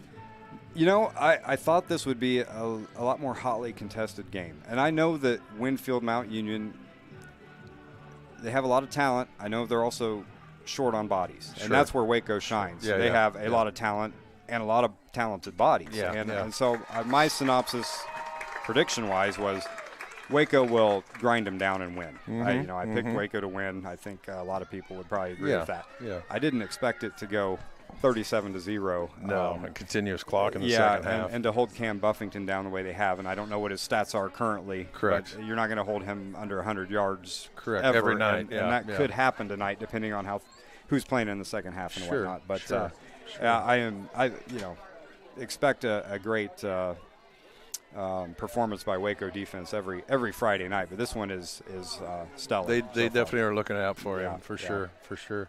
So how's Liz? Liz is wonderful. She's down there with my daughter right now. And my daughter, you folks just launched a new houseboat. Is that right? Yeah. How did you know about this? I'm from Crawfordsville too. Oh boy. See, I didn't get around enough to meet everybody. I have Liz on Facebook. Oh, and gotcha. She posted it. We've been telling the story down in the stands all day, and people that follow me or her on Facebook or whatever have seen this project, and it's pretty, as I call it. Man, I've been drug into some harebrained projects in my life, but this one tops them all. Well, it looked like the launch would have been very exciting off that trailer. It was. Don't sink. It's the same experience. If you've ever been to Ellis Harbor, that anybody that's built these cabins that float have, and it's cross your fingers and hope it floats. But when that trailer goes in the water, it better come up. And it did. It did. Good. So that was exciting and nerve-wracking, and very interesting day. Yeah. Well, I too agree with you. You know, the Waco defense has been very good this year. I know Jeremy has mentioned a few times. It's just stellar this game. Waco and Winfield is a big rivalry. And I think being second in the state, receiving some first place votes, people are looking at Waco pretty hard this year. But it's still a rivalry. And second half, I don't see Winfield coming back with a 37-point deficit. But you're not going to take the fight out of the wolf yet either, I don't think. So. You won't. They've got some, like I said, great talent. I think Coach McCarty's done really well with the talent that he's got there in the short numbers as well. Yeah. They're not done yet, but 37 points is a lot to overcome. And I think Waco likes this kind of – them boys love defense. I see them in the gym. I lift with them a little bit up at Brick House there in Washington. And this is not a normal batch of kids, teenagers. Sure. They work on their own outside of what the coach has structured for them, and that always bodes well for a football team. Yeah, you hit on it earlier, and I've said it every Warrior cast that every team we play in District 6 so far has 3 or 4 real nice players, and then they have the other players who contribute. Yeah. Waco is blessed this year to have 12 or 14 kids, not only on the field, you can only play 8, but there's 5-6 kids, strong kids on the sideline that could come in and next man in, and you don't miss a beat. And that's something Waco has not had since they went to 8-player with a complete team like this. And that just goes to show that the Kauffman Center over here, obviously Coach Edeker, is turning this program to what he wants to be as a state power every year, like Bosco and Remsen St. Mary's. And Edeker's the one to build it here. Coach Edeker, he talks to Dave about on the weekly, and he talks about the fact that they've got so many bodies. This is such a great problem for a football team to have. You've got so many bodies, you can't get enough plays for everybody to go around. And, for stats and things like that, these kids, I feel like Simeon could chase state records if they handed the ball 20, 30 times every game. Exactly. But we wouldn't be as good. Exactly. We would be a Winfield right now. It would be much better to get those kids in and out and have those fresh legs going for that deep playoff run, which I think is going to happen. And we're pretty excited for that. We all hope so, yes. Well, it was deep last year, and we were here for that heartbreaker against Audubon. And, boy, I'd like to see them take that next step to the Dome. I'll be there. I already told work I won't be in that day. So my son and I go up to the playoffs at the Unidome every year. Just something we do. And I was amazed 2 years ago Don Bosco took the field for 8-player playoff and had 51 kids, and they're an 8-player. Yeah. And so I asked the fellow from Waterloo, how's that work? He says, well, they have 85 students and 50 of them play football. Yeah. So, you know, I come from a part of Illinois that it's kind of gone away now, but since my grandparents were in school, Wing T powerhouse, Carthage Blue Boys, and they won, I'd say, 6 to 8 state titles from the 80s through, say, 2010, something like that. And their AD was interviewed once, and I read it even recently in an old article. You know, how do you account for this kind of success from this little school? It's not a private; it's a public school. You know, you have what you have year to year. And he said participation. You know, he said the boys come out, and that was a fact. I mean, you know, I remember going back home and watching those teams, and little tiny school in the cornfield, much like Waco, and 60 kids on the sideline. Yeah. You didn't see that until you got to about 3 classes up. Sure. Most other Sure. schools. Yeah. And that's what it takes. It takes participation, and you know, we don't see as much of that at a lot of the schools anymore these days. You know, things have changed a bit. And Waco's always had that. I mean, Yeah. I mentioned 1973. Those people have grandkids still playing on this field, and when I coached here, every year mentioned that your father and your grandfather left blood on this field. Yeah. You know, it's something. It's a respect thing. We always coach that we do it the Waco way. It's all about respect. It's all about sportsmanship, fair play, and Waco represents that every year. And I think that's just goes to the community and the school itself is just why it's year after year after year. Yeah, that's a great point too. That's one thing I'd like to point out and piggyback on is the amount of class and sportsmanship that I've seen over the years. And I'm talking going back, you know, the early 2000s when I first started attending sporting events at Waco, and you see, it comes from the administration and the coaches and stuff that. You know, you'll see kids out here lay a lick on somebody and help him up. You know, that kind of thing. You very seldom see you won't see sportsmanlike conduct and things like that. Not those kind of penalties. You won't see any goofy stuff from the student section over here. No. You know, I remember going to a game against Montezuma when it was 11-man still. About mid-2000s, and the cheerleaders lining up to congratulate the Montezuma players after they took a hard loss up there. They were ranked number 2 in the state. Waco came in and knocked them off, and I was blown away by that. But anyway, that's a good thing to spotlight, I think. You know? Well, for your listeners, again, we're going to need to get ready for the second half. Why don't you tell them a little bit more about your podcast, how they find it, and give you some publicity there. Round Guy Radio, and it's on all of your podcast platforms. I like Spotify. That's where I go. Spotify is easy. I don't like it for music. I like it for podcasts. I go to Spotify, Round Guy Radio. Dave puts out as much content as he can. He interviews every coach he can get a hold of, even some of the ones outside the area. You know, tune in, take a listen. You'll probably hear your kids get mentioned because that's what it's all about. 30 minutes of letting the coach just ramble on about his team. All right. Well, Scott, it's good to meet you. Thank you for your time. Thank you so much for having Liz me. we say hi. I will Enjoy tell her that house in a moment. Thank Okay, you. Thank you very much. All right. We are just about ready to start the second half. Jeremy's going to step back in here and join me. We have Eli Miller deep and Caleb Giese for the Wolves to return the kick from Simeon Reichenbach. This will be a continuous clock half unless we break Winfield scores and gets under 35-point spread. Kick is into the end zone. It's a touchback. Wolves will start 1st and 10 on their own 15. Mr. McLaughlin, what do you think? I don't know. I think the second half's probably going to be a little more like the first half. But I think, we'll end up with a score here probably pretty soon where we can start to filter some other players in, get them some varsity experience here before the end of the season. And, you always want to try to do that, right? Especially entering the playoffs. Yep. Wolves have it. 1st and 10. Milks under center. Giese's now in the backfield. Turn given to Abram Edwards. He goes around left end. He's going to get about 3, maybe 4 yards. Going to mark him 5 yards. So it'll be 2nd and 5. They have had quite a bit of success running around that left side. I don't know if it's something about Waco's defense on that side that's gives them a little more opportunity for success. That is their power side as far as their linemen go. They do move them to the right side once in a while, but for the most part they stay over on that left side. Who do we have over on that side? You have Simeon Simeon is a over there. outside linebacker. Yep. Hausengay's over Full on back house. Milk's got it. He gives to Giese. Giese tries to go up front. He's going to get about a yard. Tackled in the middle by Ole Stefanschuk. Going to bring up 3rd and 4 now.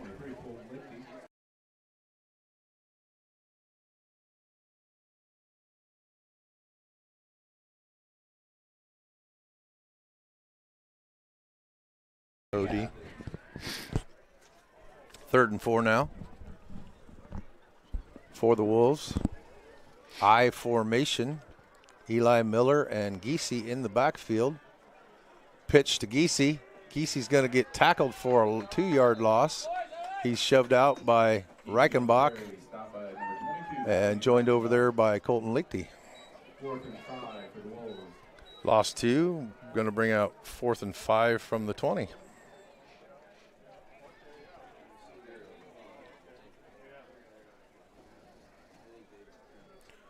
I wonder why. 4th and 5 now, so go ahead. I was just going to say, I wonder why those plays are so unsuccessful for Giese, but they were seem to be working for Edwards and Buffington. Carter Lloyd with the punt. He punts it away from Reichenbach.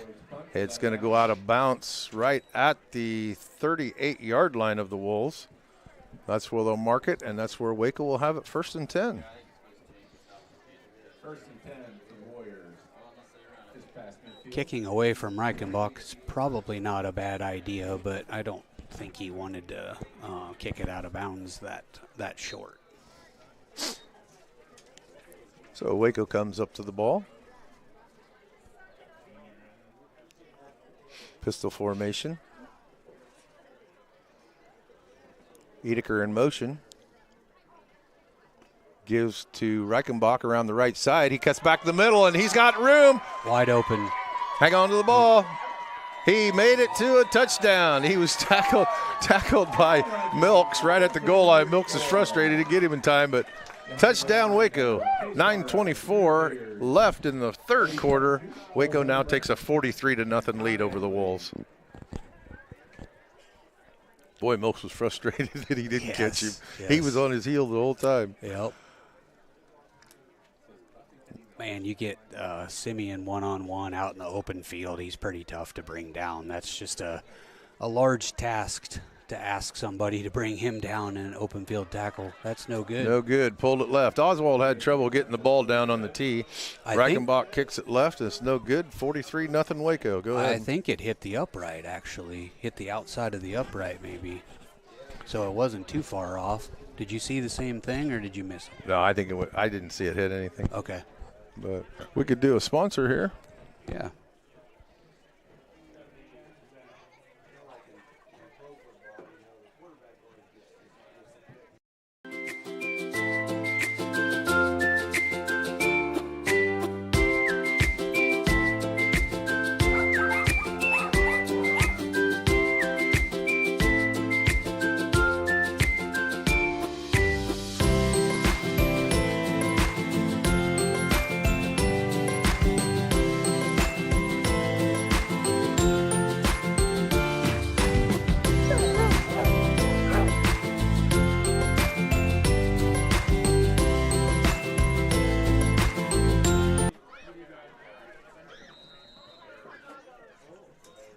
Caleb Giese, Eli Miller back to receive the kick from Simeon Reichenbach, who just scored a touchdown, makes it 43-0 WACO. Reichenbach's kick is up, and it's going to the end zone again for a touchback. Wolves take it over again, 1st and 10 on their own 15, down 43-0. Man, you're more of a football guy, Mark. Tell me what kind of an impact this has when you're kicking touchbacks all night long and not giving these guys a chance to return the ball. Yeah, you're not allowing them to have field position. They're going to be starting deep on their 15 every possession, which they have so far this game. Yeah. You got Giese and Miller both have good wheels. If they can get to the outside and miss a tackle or something, they could get Winfield into some good field position. So, okay. I formation for the Wolves. Ball goes to Giese. He's going to go through the middle of the line, get about 3 yards. Ran into Deers. Lichty. Easy on the carry, stopped by Odie Steckenshooter. And you got to give an assist in there for number 7. Rafes Davison was in there as well. Wow, Rafe's a freshman. Good for him.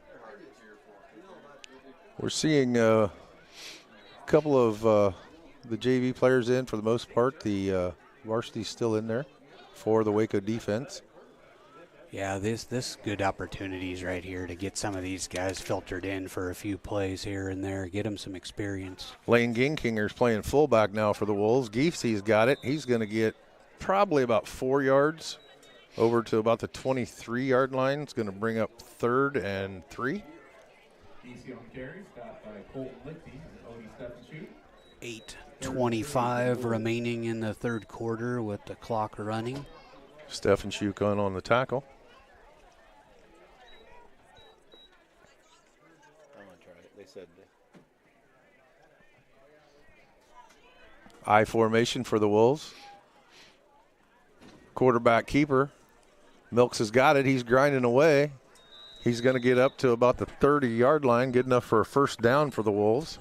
It looks like number 24 was pushing him from behind. Yeah, 24, Lane Ginkinger. He's a sophomore for the Wolves. He is in the backfield now instead of Buffington. Yep. Buffington actually hasn't had the ball in his hands for most of the second quarter as well.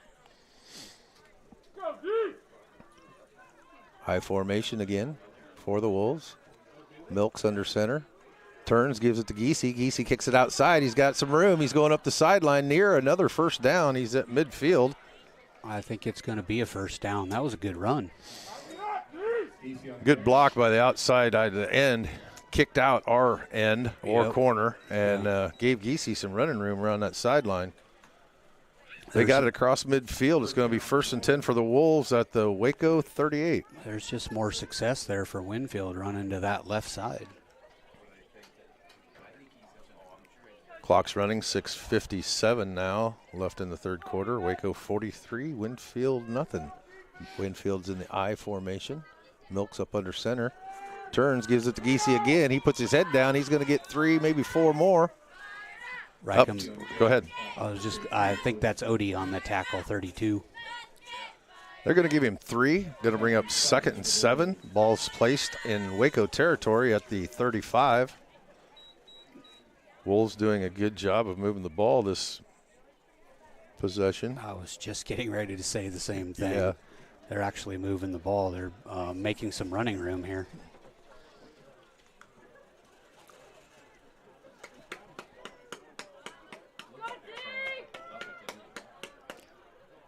Same formation, I formation. Milks turns. He's going to roll. He's looking for a receiver.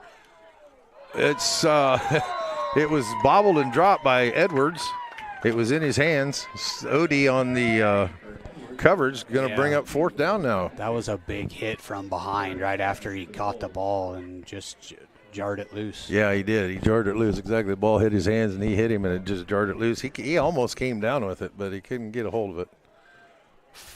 3rd down and 7 now. I said 4th down. It is 3rd and 7. Clock running at 5:35 now left in the third. I formation again for the Wolves. Ball goes to Giese again. He's trying to run it up that far sideline. He got a couple. Looks like maybe 3. Tackled by Jacob Stoffer, a senior, number 41. He gets 3 yards. Gonna bring up 4th and 5 now for the Wolves. Stoffer is the nose tackle. He covered some ground on that play to make that tackle. Yeah.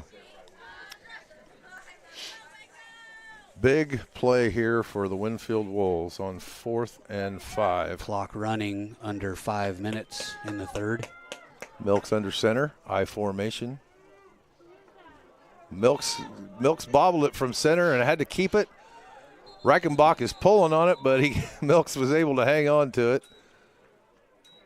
Egley is down there with the tackle, and you can add Colton Lichty as well at the bottom of the pile. We got some serious penetration very quickly on that play. I thought looked like it was kind of turned into a broken play right from the beginning. Yeah. He did not make the first down, folks, so that's a turnover on downs, and Waco takes over 1st and 10 from their own 30.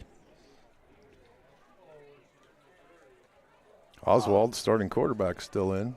Yep. Looks like most of the starting offense is Yeah, still most out of the there. starting offense is still out there. Number 10's back in the game. Handoff goes to Housengay, and he's going to get about 5 yards, and they missed a face mask. They were pulling on his face mask on the pile.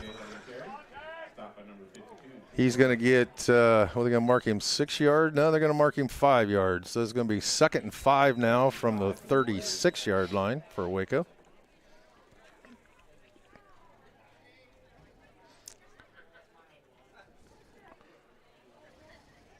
Waco's most likely going to keep it on the ground, do a ground and pound with a 43-point lead, not get anybody hurt, hopefully. And I'm surprised we haven't put some JV in there yet. Got Junior Kiros out wide left, number 10. Kiros in he's motion. gonna get the Oh, they ball. gave it to Kiros, and Kiros, they blew the whistle.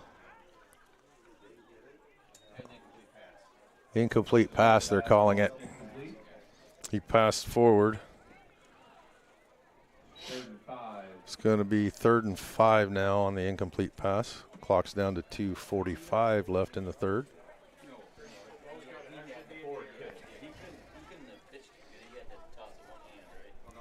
We got lucky.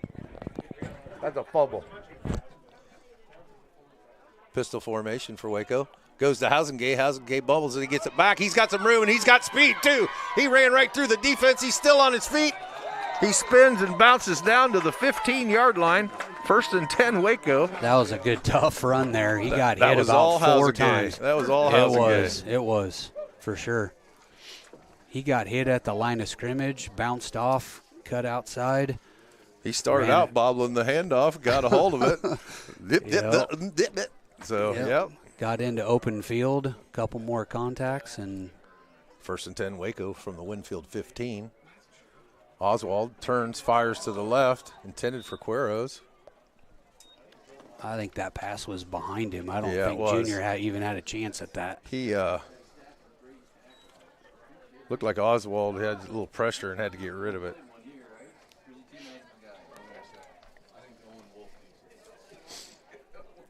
.132 left in the third quarter. Waco's moving again. 2nd and 10 now from the Wolves 15. Back to the pistol formation. Housengay, Oswald turns again. Oh, looks like an interception maybe. Wait, yeah, intended for Graber. He overthrew Graber and Milks intercepts the ball on the 10-yard line for the Wolves. Big play for the Wolves defense.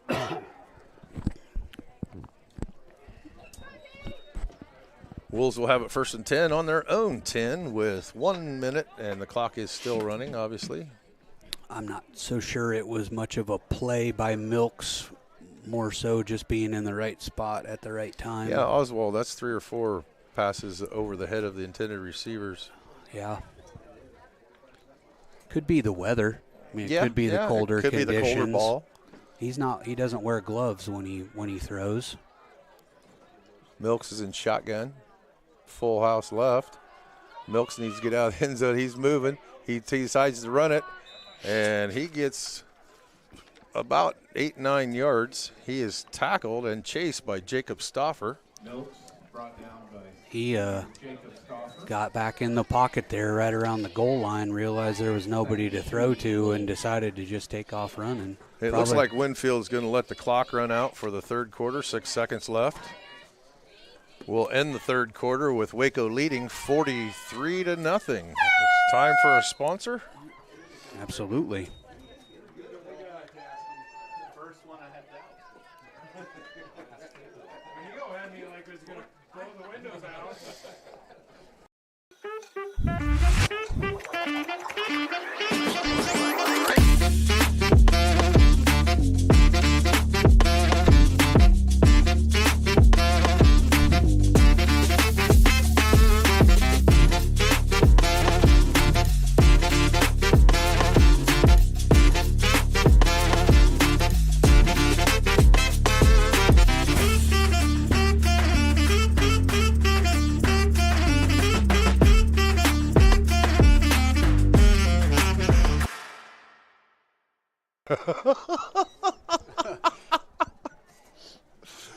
Well, we just finished the third quarter here. Reset the clock to 12 minutes. 43-0 Waco.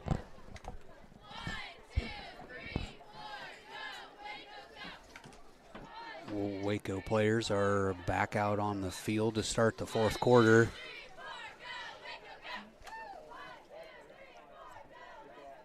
Winfield's going to have it 2nd and 2 now after a real nice run by Milks. On their own 18-yard line. Winfield comes back out on the field. For the most part, Waco still has their starting defense in. And it appears that other than Buffington is missing. He's been missing since the second quarter. Didn't see him get hurt, didn't see him go off. I saw him on the field earlier. I think he's playing lineman. They have him left guard. Kesey runs the ball. He gets back just over the line of scrimmage. They're going to give him about a yard. They're going to mark it at about the 19.5-yard line. The 20 is the first down marker. 3rd and 1.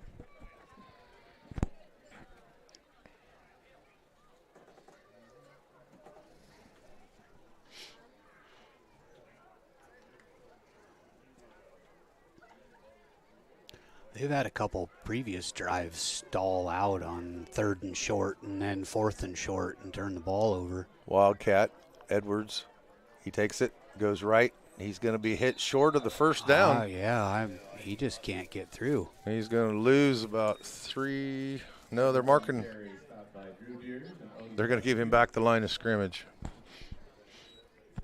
So it'll be 4th and about a football there, McLaughlin.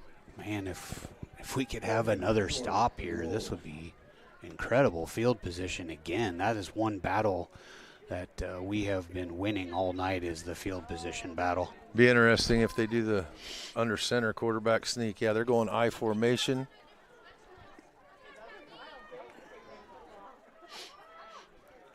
Milks is going to try the quarterback sneak, and I think he's going to get it. Yeah, you called that. Yep, first down. He got about a yard. They're marking it at the 21. 1st and 10, Winfield. Just over 10 minutes left in the fourth quarter. Winfield has not spent a lot of time in Waco territory tonight at all. They've just had real struggles getting the And there offense. goes back to your touchbacks, Yep. and the strong Waco defense. It really does. That makes sense. I formation again. Milks hikes the ball. We have a flag. Offense, false start on the offense. Legal procedure against the Wolves. They'll back it up. Penalties are not something they need right now, that's for sure. No, that's 1st and 15 now from the 16-yard line for the Wolves. 9:33 left in the game.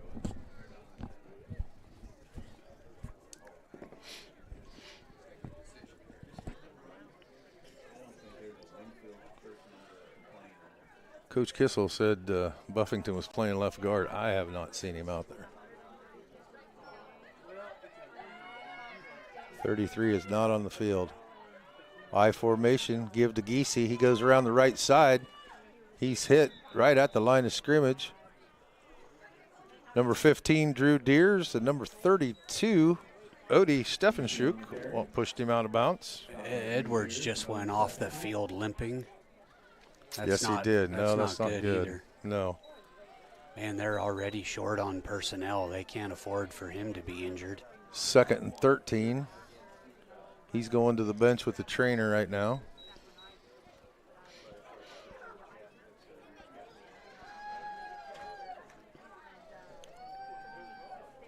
Winfield comes up to the ball in the I formation.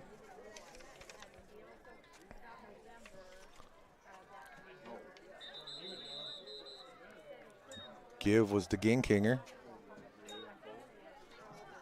Ginkinger's going to get about a yard, maybe, right at a yard. We're going to call it 3rd and 11. Gave him 2. 3rd and 11 now from the Wolves from their own 20. Man, this continuous clock goes pretty fast, doesn't it? Every Yes, time sir. I look up, there's 2 more minutes gone. Yes, sir, it does.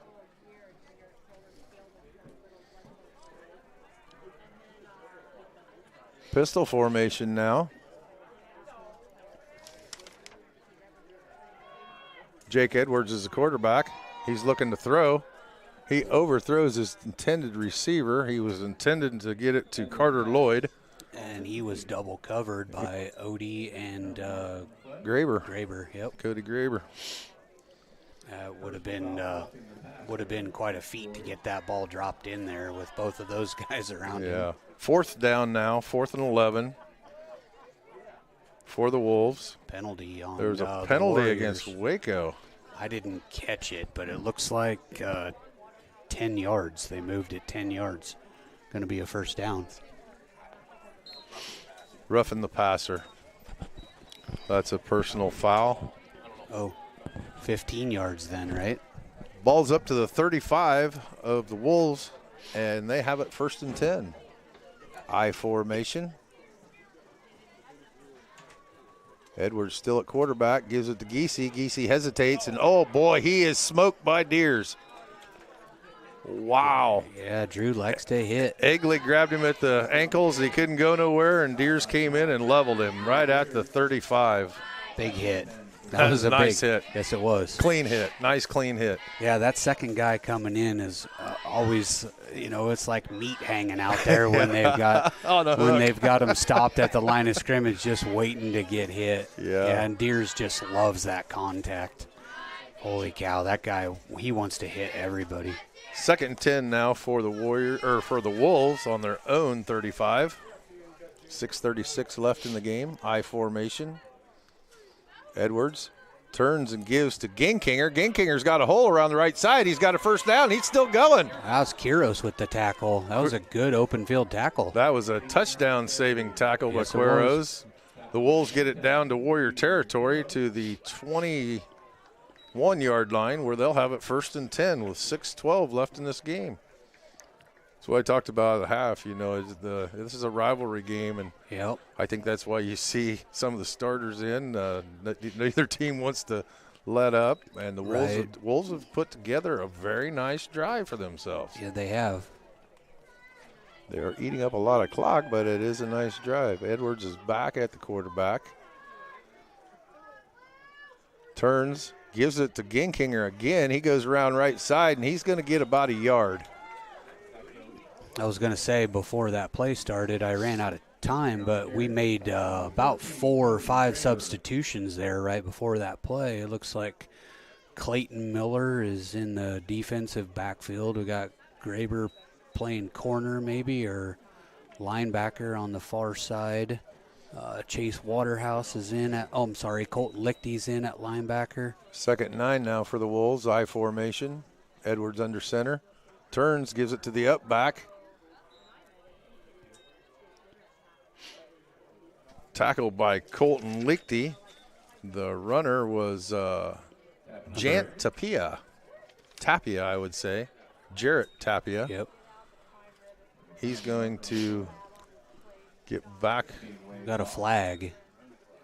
He got up to right at the 20. They're going to put it on the 19-yard line. Going to be 3rd and 4.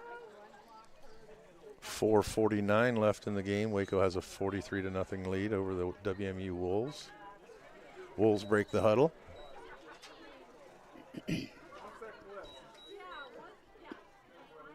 Edwards back under center. I formation.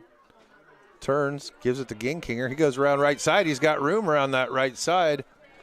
Got good for a first down. You talked about him running left. Ginkinger's finding success going right on the short side of the field. Yeah, and I was also going to say earlier, Winfield's putting together one of those drives that you want in the fourth quarter when you're up by, 2 scores and you want to kill the clock.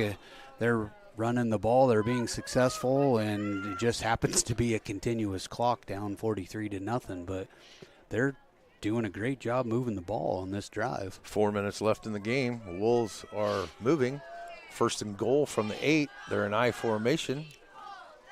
Edwards gives the Ginkinger. He slips at the line of scrimmage and falls. Gets about a yard, maybe 2. Colton Lichty was there. And number 12, Brian Neal, the junior, was in on the tackle as well for the Warriors. Going to bring up 2nd down and 8. He got back to the line of scrimmage. I thought he got a yard, but they didn't give it to him. A little confusion now on the offensive side for the Wolves. Back to I formation. Edwards going to look to throw. He's looking right. He's got pressure in his face. He decides to run. He cuts back up to the middle. He runs into Hausengay and Colton Lichty again.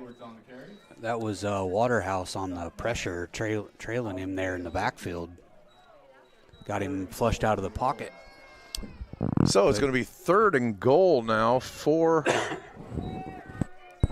the Winfield Warriors, or Winfield Wolves, at the 4-yard line. 3rd and 3. They're marking it at the 3. 2:30 left in the game. That Waco defense does not want them to score, I can tell you that. No, they do not. Ball goes to Ginkinger. Ginkinger's pushing. I think, again, they're going to give him a yard here. Yeah. So it's going to be 4th and goal from the 2 for the Wolves. Well, obviously this is Winfield's last opportunity to score with only 2 minutes of continuous clock. So points effect if they score the playoff. That's what I thought. So Waco for points in the state playoff. State, they do not want Winfield to score here.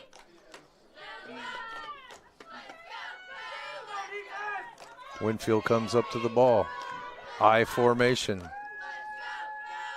Edwards takes it. They're rushing. He passes the ball. Got a man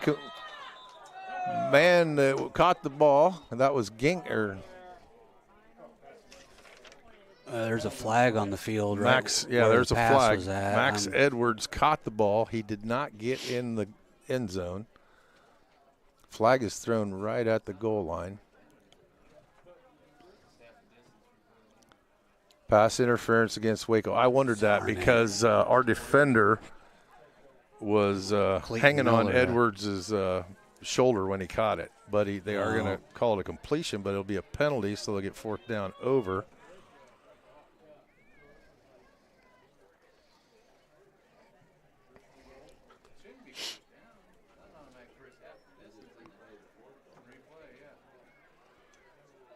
I would assume they'll replay 4th down. Yeah, they've still got 4th down marked. Yep. They're just going 4th and 2 again. 1:29 left in the game. I formation for the Wolves.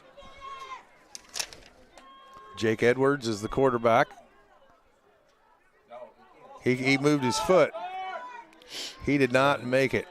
No, that is a solid goal line defense from the Warriors there. Hausengay, Waterhouse, Lichty, Kiros, Graber, Stauffer. Nice stand, goal line stand by the Waco defense. Yep, Reichenbach, Clayton Miller. No, not Reichenbach. 57 seconds left in this game. Waco will take over on downs. 1st and 10 at the Wolves 2-yard line. Yep. No, they're on our own 2-yard line. We have a timeout. No. There's a stall in play here.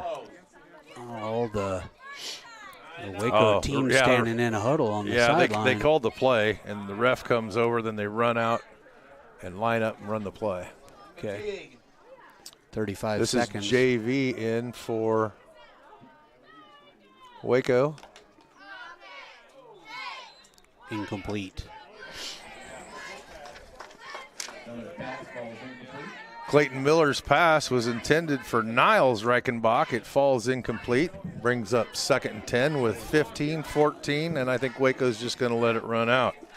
11-10. So 5-4, 3-2-1. Waco has won senior night at Roth Field. 43-0 over the Winfield Mount Union Wolves. What do you think about the game? Well, the Warriors are now 8-0. I'd like to think that maybe going to Tri-County next week, if they play the game, we should be 9-0 and finish our second undefeated regular season in a row. It's pretty impressive. Yeah. Yeah, Waco goes to Tri-County, Thornburg. Thornburg, for those of you that don't know, is just north of Whatcheer. And Winfield Mount Union's on the road next week at English Valley. I think this was a pretty solid game for the Warriors. Obviously, you can look at the scoreboard and say it was a solid game, but both sides of the ball, the defense not giving up too much. Winfield's best drive of the night was this last one, and they still just couldn't punch it in. But we are by far a huge force on offense for sure, at least in the district. I can't imagine that we wouldn't be putting up this many points at least through the early rounds of the playoffs. What do you think? Well, I think if with 8-0, we've obviously qualified for the playoffs. And so the first playoff game, we should have a bye. The second playoff game, we should be at home, providing. Agreed. And from there, it's hopefully a game away to the Unidome. So. Yeah, that would be awesome, wouldn't it? Yeah. You're a Waco grad, right? Washington. I went to Waco till halfway through 4th grade, and we bought a farm in Washington. I moved away and hated it. Do you know Waco football history very well? Yeah, When's the last time we played in the state football tournament? Do you know? Well, the last time we were in the Unidome was my last year at Waco. You got to think. Has that been 10 years? 11? It's been a long time. It's been a while because my 5th and 6th grade team went up and played Nashua Plainsfield at halftime on Saturday night of the UNI Missouri State game, and the night before Waco played up there and lost, and we turned around and won and Saturday night. So that's how I remember that night. Well, and half of those 10 years have been with an 8-man program. Correct. At that time, it was 11-man. Yep. It's since we started 8-man football, it's been a long road to try to get to be, this level of success, but it's been totally worth it, I think, for sure. Yeah. Well, folks, 43-0, Waco over Winfield. We appreciate you listening in and hope you've enjoyed the Warrior Cast. Until next week, Jeremy McLaughlin and Mark Janachek signing off.